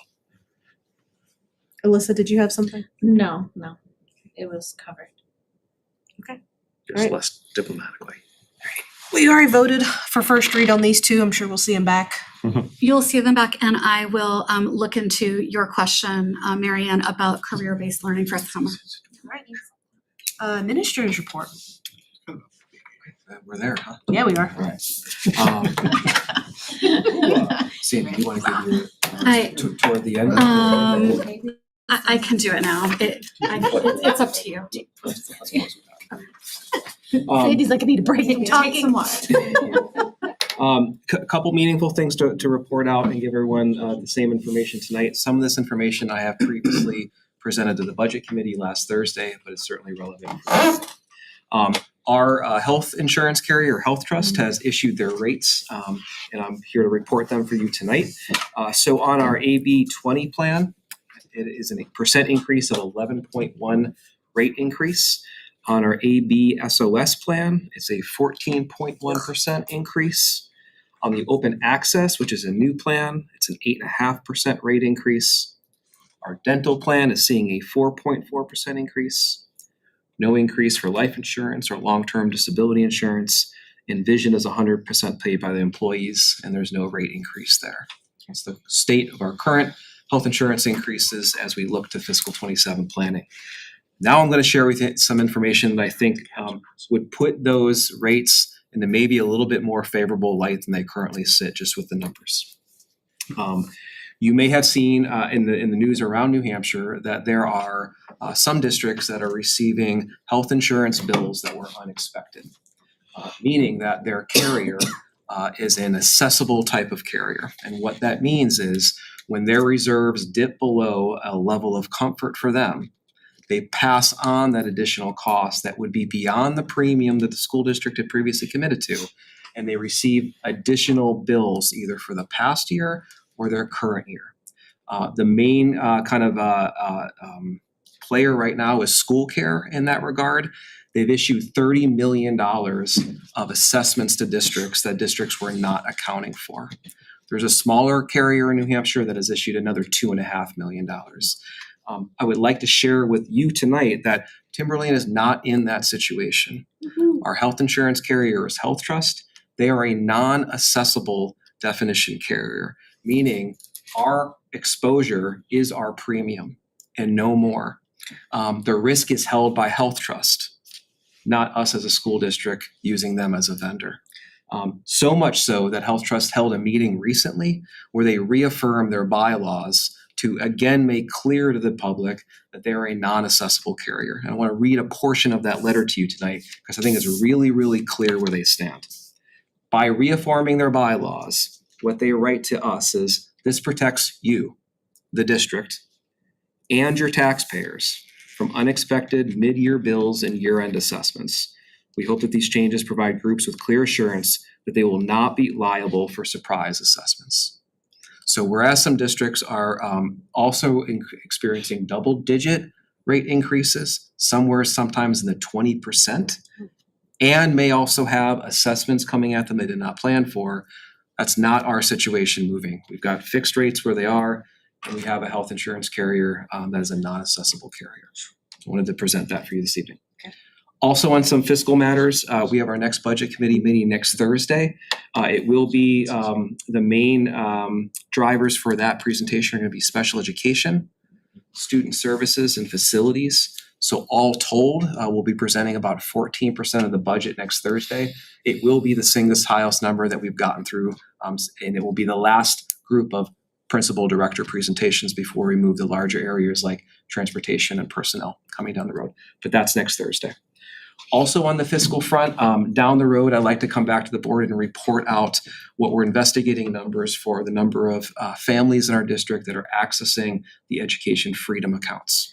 Again, this is typically known across New Hampshire as the voucher program, where families that are not accessing their public school system can request additional dollars that they can then use to supplement their child's education for how they see fit.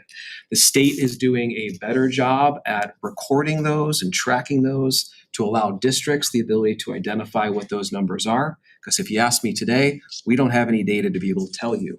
But what we're working on is to identify that number, because once I have that number, I can come back and present to the board the adequacy money that the district is not taking in for these 40 students who are accessing money at the state level through their education freedom accounts. I think it's good information to know. When I have that number, I'll report it back to you with some certainty. For Mary Ann, she's got the New Hampshire School Board Association Delegate Assembly coming up on Saturday, October 25th. You should have received a reminder today from Kelly about the assembly and kind of weighing in on those things. If you haven't filled it out, please do that by Tuesday. So Mary Ann's got the information that she can represent Timberlane well that day. And on the student front, want to recognize John Verity. He's a newly hired special education coordinator over the high school. He's really taken our challenge from Sandy and I to heart about finding ways to celebrate things that are happening in schools that just may go unnoticed. So he had his related service team write to him. And what they wrote to him is that the school participated in the New Hampshire Week for Hunger at the end of September. And what the related service team did, and these are the speech pathologists, the occupational therapists, and the physical therapist, working with some high need special education students, did it together as a tandem, and were able to develop all those things they're working on through specialized instruction into the New Hampshire Tackles Hunger project, and we're able to set long-term, short-term goals with kids and really deliver related services to kids, not in isolation, but together as a group of 3 related services through a real event where kids were doing something in their community. And hearing them and reading what they wrote about what the kids had success and how they worked together as a team to deliver content to kids in a real, meaningful, authentic, performance-based way that I'm saying maybe this is something we award competency to down the road. Cool. To tie it back to what Sandy was talking about, it was a great thing. So thank you, John, and thank you to the related service folks over at the high school. And just a future calendar item, if Don and Jack will be at Atkinson on Monday night presenting to their Board of Select meeting if you wanted to attend or be part. And Katie and Alyssa, Shauna, who's not here, I'll be with Plastow on November 3rd. That's all I have for you this afternoon, this evening, tonight. Sandy's got an important piece of information to Yeah, share. I have one final thing to share with you all. Sadly, we learned earlier this week, we received news that our former employee, Steven Scanlon, who was a Timberlane employee for 31 years in our high school counseling department. Most recently, he worked in Excel study, supporting some of our more challenged learners at the high school. Steve, we learned from his family, passed away on Sunday after fighting a battle against cancer. Just want to acknowledge, Steve was a kind, outgoing, gentle man. He was a well-awarded coach in Massachusetts. He worked with us. Don can probably speak to his extraordinary coaching career, but he was awarded Coach of the Year for both soccer and hockey in Massachusetts on multiple occasions.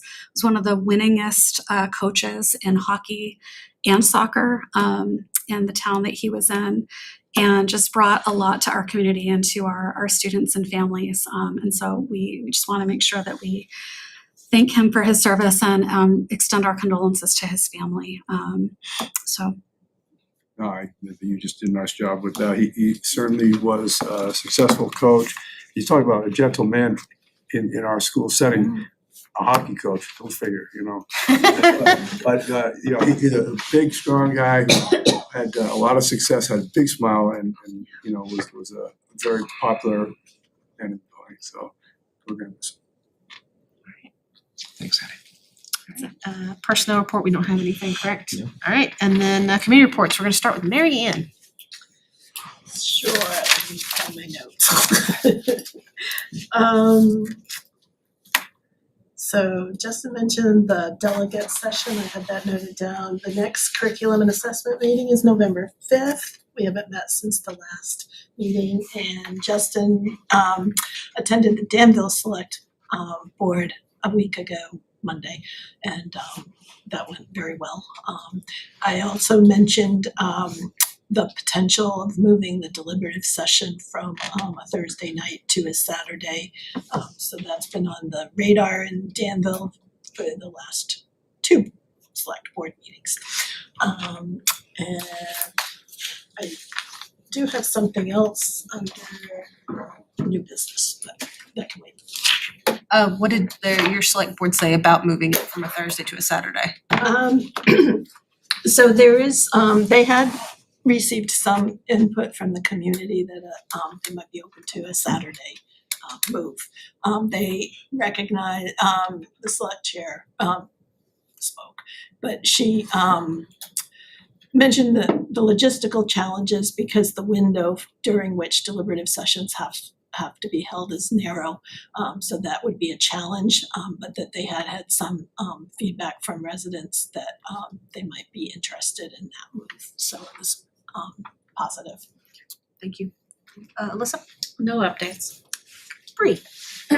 CIP is meeting November 10th, 6:15 here, and Wellness is meeting November 19th, 4 p.m. here. Meeting with Marianne earlier and Jess and some other folks with the TSSU negotiations. They're long processes, but I believe we're heading in the right direction. We'll inform you more later. Justin covered budget for me, so I have nothing else. Don? Yeah, we just went through another session with the TAM folks and trying to make sure we start to talk about money. So moving from some of their concerns to some critical decision making about where we would apply increases and where we can. Jack? Nothing. Okay. Anything for other business? Marianne, go ahead. Yes, I have one thing. So SB 57 created a committee to study reducing the number of school administrative units in the state. And I think each of the board members got an email from the New Hampshire School Board Association saying since Timberlane withdrew from an SAU a while back, if any of us would be interested in speaking. So I listened to one meeting and then I attended the second meeting, which was this week. And I'd like to request a very short statement that I would like to go next week to their next meeting and make on behalf of the Timberlane board. Okay. So my statement would be, in March 2019, the Timberlane Regional School District voters approved the establishment of a planning committee to study the advisability of the withdrawal of Timberlane from SAU 55. Following the recommendation of this planning committee, in March 2020, Timberlane voters approved the withdrawal of Timberlane Regional School District from SAU 55. The new single district SAU 106 began July 1st, 2021, after a one-year transition period. The Timberlane Regional School Board is not in favor of state-mandated SAU consolidation, which would jeopardize the current local control of the 4 towns in this district. RSA 194-C2 already provides the mechanisms for districts within the state of New Hampshire to merge and create a larger SAU if doing so seems educationally and or fiscally sound. A statewide directive would reduce local control. Very well written. There's been a lot of talk at the meetings about potential economies of scale and how many SAUs there are in New Hampshire. And they had some kind of a report where they compared average administrative costs in the state of New Hampshire to average administrative costs in other states. And they picked as having significantly lower administrative costs Florida, Utah, and Arizona. Of course they did. One in Alabama. Which also are states that had much fewer administrative units. I don't think they're all called SAUs, but more like either county or regional Right, bigger school systems, SAUs. Yeah. And so they're contemplating county level, or in the case of Rockingham, maybe 2 SAUs, because we are a big county as far as population goes, SAUs. So that's where the superintendent and the support services would be held. And then the districts would be run by school boards and school principals.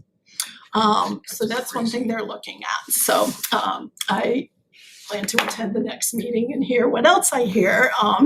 They're still in the fact gathering, but they are planning to start writing a report. I think this is, I see no problem with this. I think this is very well written. Does any other board member have an issue with this or comment? I feel like this is I'm in fine. favor of this. I think it's great. This is great. Justin, go ahead. I would just recommend that you hold a vote and you give Mary Ann Okay. express permission to present it on behalf of the board versus an individual resident. So the motion would need to be to grant Marion Springer the authority to Present the statement. present the statement and representing the Timberlane School Board. Second. Motion was made by me, seconded by Alyssa. Hey. Any discussion on this? All right, all those in favor? Opposed and abstain, one abstention, so 6-0-1. You could vote for yourself. So, one thing I would say is it's a pretty informal committee meetings. That's fine. And if they ask me questions, I will absolutely say anything I say after that is my own personal perspective. Yeah, that's like the board. Very well. Anything else? Does anybody else have anything for other business? Besides Jack, anybody else? You mean besides Sean? I just wanted to announce to the Timberlane community that I'm hosting a free yoga class at Sweat and Soul Yoga in Hampstead tomorrow night, 7:30 p.m. for raising money for breast cancer. So Hey. Good for if you. anyone would like to come to a free yoga class and Where sweat is it it out. free? It's Where is it? Sweat and Soul in Hampstead. Sweat and It's like Soul. Colby Yeah, I know what Corner. that is. It's Yep. like right Are you coming, Dunkin' Jack? Donuts. No, I might, but my. Sweat and Oh, no, come on. My entire family is very wrapped around that charitable cause, and I did have to go there one time and buy some yoga stuff for my wife, and yes. He's not allowed. I would want He's not I would allowed want no anymore. part of going on the other side of those doors. It's a lot of work. Proceeds go to Breast Cancer Research Foundation. What time is it? I'm sorry. 7:30 p.m. 7:30. 7:30, not 7. Okay. That's a hot yoga, so make sure you clarify that. So hydrate before you go. Yeah. All right. Is that it, Bree? Yeah. All right. Jack, go. Okay. I'm sorry. Justin, or Mr. Superintendent, whatever you prefer.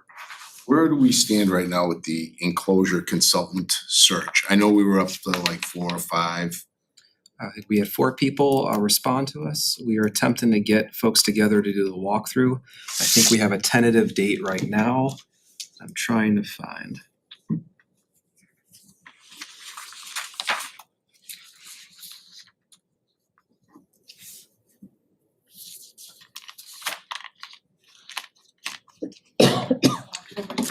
Thank you so much. October 28th, we have a tentative Thanks, Kelly. walkthrough at 10:30. Thank you.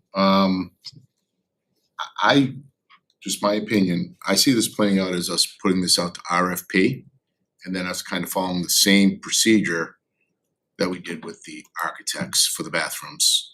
Do you concur I with think that's that? the common understanding, Jack, yes. Okay, I don't, I mean, it's been, I think a bit. month or two since we That's had fine. a facilities meeting, so. Yep. Thank you for clarifying. No, I, thank you. But next. So I was at the budget committee meeting last week, and when the CIP number came up, it got moved from 1.75 to 1.892 million. And being one of the co-chairs and caught me a little off guard. And the reasoning behind it caught me a little off guard. And it looked like Ms. Lewis read that from a CIP spreadsheet. I don't know if she did or not, but it certainly looked like one of No, our that was at the spreadsheets. end. It was, so 1.7 is what they presented, but then Sue Right. Sherman, because 1.8 is what the entirety of the line item is. So, and that's when she did the 1.8, and that's what they voted on. So the CIP committee recommended projects amounting to $1.75 million. Correct. This board voted on $1.75 million On those projects, yes. on those projects. I guess who changed the sheet and why is there another $140,000 on there? I can answer that for you. Yes, So the CIP committee. understand why I'm confused. Yep, 100%. CIPD recommends the projects, it's got a certain dollar figure. Historically, when this district expanded the CIP line, maybe 4 or 5 years ago, where it went from X to where it is now, it also built in a contingency or some dollars, because these numbers we have here are our kind of best guesses, right? So there's always a little bit of a contingency in the CIP since it expanded, that it's lived at that 1892 number. So I guess my confusion is we voted and kind of gave, for lack of a better term, here's the number, we're bringing it over here. And this has always been based on and it is a guess, it's a pool of money. You've heard me say that a million times. I don't ever remember us putting in, for lack of, I don't know how else to explain it other than a fluff factor. Do I understand the concept of that? Because you don't know, but I've stated many times, and I think a number of our members have, if something goes awry, because it is a pool of money, not, we determine these are the projects. But if an event comes up during the year, like a failed boiler or that's where that money comes from when we don't do one of those other projects. We don't add on a contingency to that CIP number. And I'll just say, and Bree, correct me if I'm wrong, we knew that we had, the target was 1.8 million. And when we came in 1.75, we thought we had done a good thing, right? I mean, am I misstating that? No, that's correct. I just, if I'm interpreting correctly, the budget committee has the power to approve whatever number they want. They do. I absolutely agree with that. But the problem I have was someone changed that sheet, and the budget committee makes decisions based on the Sue information. Sherman was the one who, So what Sue Sherman, she's, you can go back and watch the meeting. I know. Let me finish. The budget committee voted the 1.75. Then Sheila Lowe says, why is this at 1.89? And the reason given by the administration was, well, we put in some, I'm gonna call it a fluff factor. I don't think those were the exact words. They certainly were not. Yeah, yeah, I'm trying to be respectful by acknowledging, but you put in that Contingency. not even a contingency, a little bit of buffer, Safety. if you will, just in case. Now, I don't, and I started the CIP when it first came about 10 years, 12 years ago. I don't ever remember us doing that, ever. And the number that you put on there wasn't like, I could have understood if it was 1.8 million, but it seemed to be a very specific number. Could I just have Maria walk through some history for us with the actual voted budgets in this line? Since I've been here, this has happened every year. I've been here for 5 years. In 2023, the budget committee added $1 million to the capital line, which already had $892,000. Which is their prerogative. So the budget for that line has been $1,892,000 since 2023. We carry that amount every year. The projects that the CIP recommends and the projects that go into the list have never topped to the 1.8 million, because we need to leave a contingency in case those projects come up at more, or we have any other emergency in the district. So if you go back and look, every single year, at least since 2023, the projects that have been approved are less than the 1.8 million, but the 1.8, every budget has the same amount. So then why did the CIP committee do our due diligence, and then why did the board vote 1.75? We voted for the projects. For the approved projects, No, we voted, go back and look at the motion, was for $1.75 million. Because that was the projected dollar amount of those projects. Jack, this happens every year. So the CIP So last year- recommends these projects a certain amount, and that's the list of projects for that specific year. The budget for that line, like I said, since 2023 has been exactly the same amount, and the projects have always been less, a little bit less, to leave a contingency in case those projects come up. I can tell you in one specific year where Mr. Green got up and said, why is there $275,000 left over? It's because it was the pointing up of the masonry. It came in, we had a union contract come in here and give us a budget number, and we were able to go non-union, and it was like 25% less. So that's a good thing, which is surplus, which is good. We came in under the number. But I don't know, I think if this board votes 1.75, I think that's what's brought over to the budget committee. Now, if the budget committee in their So wisdom, That's what, If the- that was what was brought over to the budget committee though, if the Jack. budget committee in their wisdom decides they wanna put more towards that, that is their prerogative and I respect that. But they changed that number, because they originally voted the 1.75, they changed that number. They changed that number based on something that had changed on the CIP sheet. So And I just wish someone would have said, when we voted on that, hey, the number's gonna be 1.92, which I thought was the amount of That's 1.8, it's 1.892, Yeah, correct? it is. Okay, and I thought that's what the amount of the projects came to No, last So year. I want to leave something clear that nobody changed the numbers that the school board voted for. They- That list, exactly as it was voted for 1.75 Yes. million, was brought to the budget committee and they approved that list as well. The reason why it was the 9.8 again is because that is the amount that was voted since 2023 when they added a million, and that amount has carried for fiscal 23, 24, 25, 26 budget. It has been the same exact amount. Okay, so theoretically, let me ask you a question. If we came up with half the amount, the CIP said, you know what, this year we only need $1 million or $1.2 million. Do we still carry the 1.8?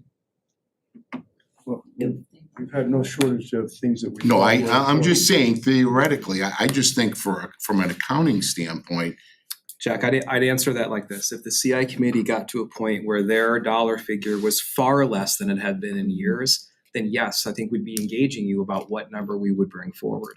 But I want to reiterate what Maria said. Nobody has here changed a number. No. This number that's there, even if the budget doesn't pass, is in the default budget. Yeah.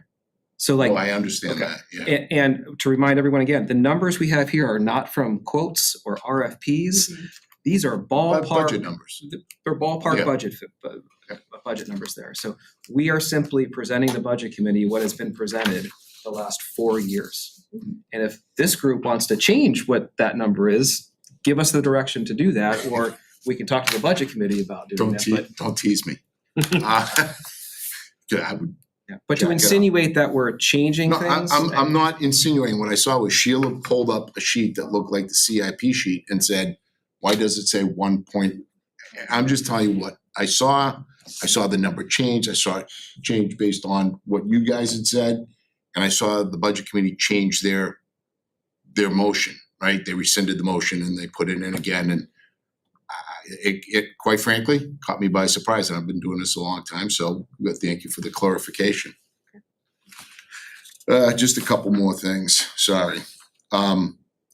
So I was out watching the cross-country meet last Friday, and I was looking at the middle school baseball field. And the JV baseball field isn't much better, and neither is the ladies' JV softball field. Do we plan on rectifying those fields before the spring? Because last year we didn't, and the kids played on what you see out there. I just find it, and it was kind of funny when I was doing some research, I came across one of our school board meetings where we were making the motion to buy that piece of equipment, the infield machine, and we were told that it would specifically rectify that situation. And I think it's past that at this point, and I just wanna know, we have made them, we also have approved the improvements for the varsity baseball field. Are those gonna be done in the fall? Right now, on the annual plan, we target one field a year to spend significant funds on. As you know, this year we've targeted at your request the varsity baseball field. We have an RFP that we've presented to this group and has been accepted. That work is gonna be done before the spring season. There is no other planned major renovations to work on any other fields other than our general maintenance of making them the best that they can play for when they're. So I'll walk the fields with you, and I have pictures of the fields last year when the kids went out on them, and they're no different than they are right now, which is basically unplayable. My question Jack, was. I've had more people in the past 2 weeks write and call me talking about the conditions of the field and how superb they think they look. So there is a great swell of folks talking to me about whose kids are playing on these fields, who had been playing on them for years, that they're looking at them now, they can't believe the conditions. Are you that they're in. talking the And question, I was at the cross-country meet as well, because my daughter was running, Yeah. and I was having to walk through a bunch of the fields to go and see her, and like, it's better than my yard. No, Like, no, no, and no, it- like, I'm it looks talking about, great. I'm talking about the Do you infields. see the infield? It's like an albino field. It's totally white hay, basically. That's not a good field. That's not good grass. That's not what they're, Was that up? somebody complimenting fields is looking at a different field. That's all I'm They saying. may be looking at a soccer field but they're not looking at, What I wanted to point out, it's very hard for us to continue to motivate our people to work hard when the criticism of their work is so public. And we are gonna do our best, Jack, to get the fields as playable as we can for kids. We're dedicated to that. so my question, which wasn't, my question is, do you plan on doing that renovation of the varsity baseball field before the snow flies, October, November? And then my other question is, what is the plan for the girls JV? Because I'll tell you that there were a couple elected officials up there at the State House that take my head off because of how terrible they are. The JV girls softball field, the JV baseball field, and the middle school, it's like a combination softball, baseball field. Those are beyond playable. It didn't have to get that way. And my question is, because I know the answer, are those conditions going to be rectified by late November? Because if they're not, that puts you into the spring and you can't Jack, I'm rectify not those fields in prepared the to talk spring. tonight about any of the field maintenance. I'm not prepared to do that. If you want to send me the exact fields that you want updates on, I just I said would it. be happy to come back next meeting and report out what the plans are for those fields. The varsity baseball field, forgive me if I'm wrong, anybody here, but that's in motion and in process. Yes. That's behind us So- because of what you had started earlier with But my us. question is, when is that? Because that work needs to be done, and we always used to do it. We used to do it as a community in the fall. Because in the spring, the fields are super saturated, the kids can't get on them, the equipment can't get on them, and you're not gonna be up there pulling up mud. You gotta take 4 or 5 inches out of that entire infield, and you can't do that when it's super saturated. Now is the time to do that, and that's fairly common knowledge. So I guess the thing that is next board meeting, could we just, I know that the varsity thing that we've already it's already been at the, but could we just get an update? Happy to do that. And then are you going to email him or message him on which fields that you want them to specifically look at? Wherever there's a base pad, they're a disaster. That's all So I'm you asking need to for. specifically state, That's which- fine, which I'll field? send him an email. okay, And you're then- referring to infields, just to be clear, rather than the outfields. Okay, Okay, Yeah. there's some confusion. When you say field, somebody that is not a ball player, I think grass. right. When you're saying field, I'm not thinking clay, sand, mix. That's not what I'm thinking. I'm not thinking first base, pitcher's mound. I'm thinking field. So the need to be clear, specific will help. So if you could just Yeah, email, that's fine. if you could just email Justin that, and then if you could bring it back at the next board Look at meeting. those pictures in the RFP. Okay. No, in the field RFP, and you'll see all those base pads. Okay. Some are bright green. Okay. Anything else? Bree? Didn't we recently do the softball field over? We did. We did last year. It looks fantastic. Yeah, and like I said, I was out there with my daughter when she was running, and my husband and me both looked at that, and I'm like, holy crap, we've been in a drought, and it was the grass was really lush, it was really green, and I was very happy with the conditions that the kids were having to run on, so. Did you have anything else? Jack, anything else? No, thank you. Cool. Do we have anybody else who wishes to speak for delegates and individuals? Yeah, we do. Come on Yeah, up, we do. fellas. I'll go quick to set the tone so you can go. Just please restate your name and town. Chris Tardiff, and for anyone who's still awake at home, I just want to express my opinion now on the tax cap really quick, since now they did a beautiful job expressing it for us as a group. I do have to disagree with one of my friends who came up here and saying that it was proven that the funds last year were not needed. We ripped 37 positions, we cut technology at Atkinson Academy, and we all know technology is not involved in the future, right? Like, we don't want to learn technology. We need that, right?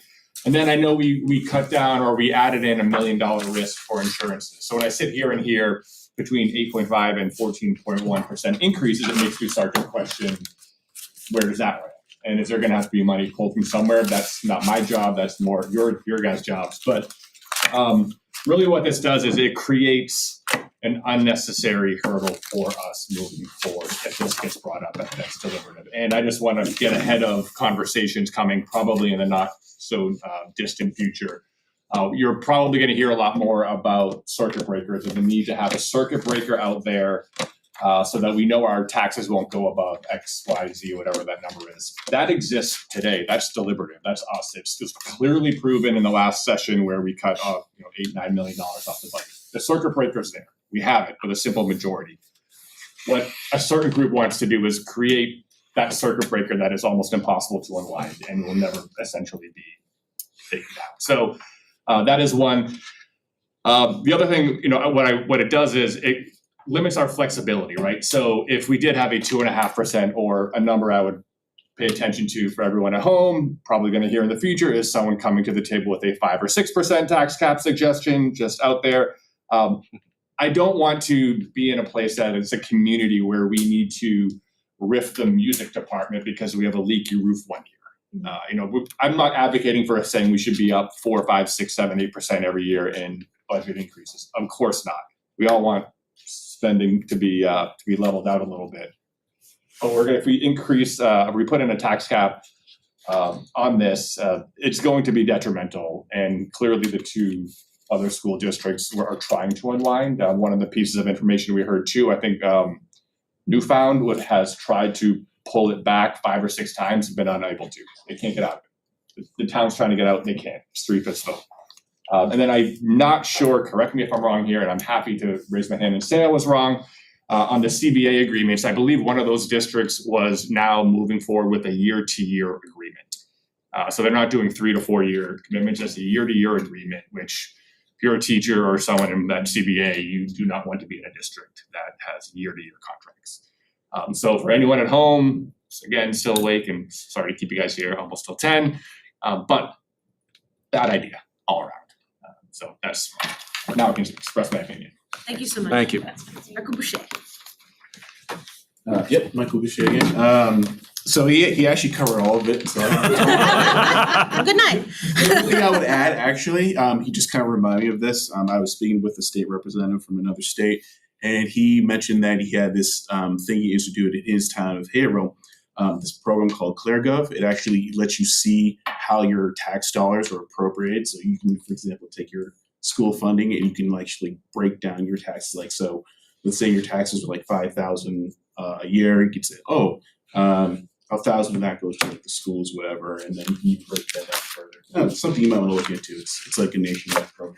But anyway, I actually want to talk about the kindergarten presentation, which I'm so thankful that you've done that. And actually, I think Alyssa brought up a really good point about the 12 full-time teachers and having a maximum of 240 students, which sounds like, based on the previous numbers, a pretty realistic maximum, I guess, temporarily, if you didn't want to have to hire more teachers. And I'm assuming my math is correct on this, but I did the math on it. It's about $500,000 currently. If we were to reach the revenue would be about $500,000 with 240 students.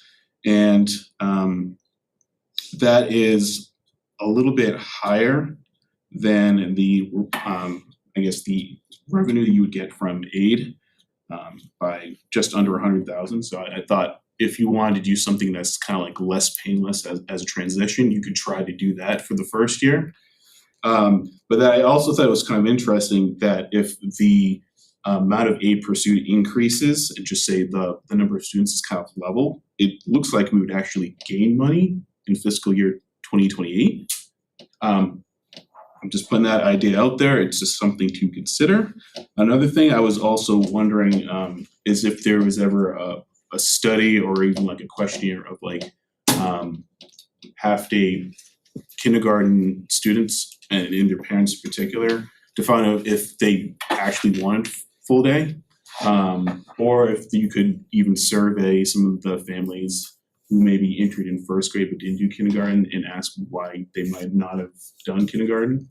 I think that would be kind of important to ask, because then that also kind of leans towards figuring out what the actual demand for full day is. And yeah, that was pretty much it. All right, thank you so much. Thank you. Thank you both for being here. Hey, I have a fun thing. Should be 2 seconds. Your 2 seconds are up, man. No, come on, this is about a book. Man, it's late now. All right, I'm gonna close this Serious. meeting at 9:54. We have no non-public. Good evening, everybody. Yes, really. 19 minutes, bro.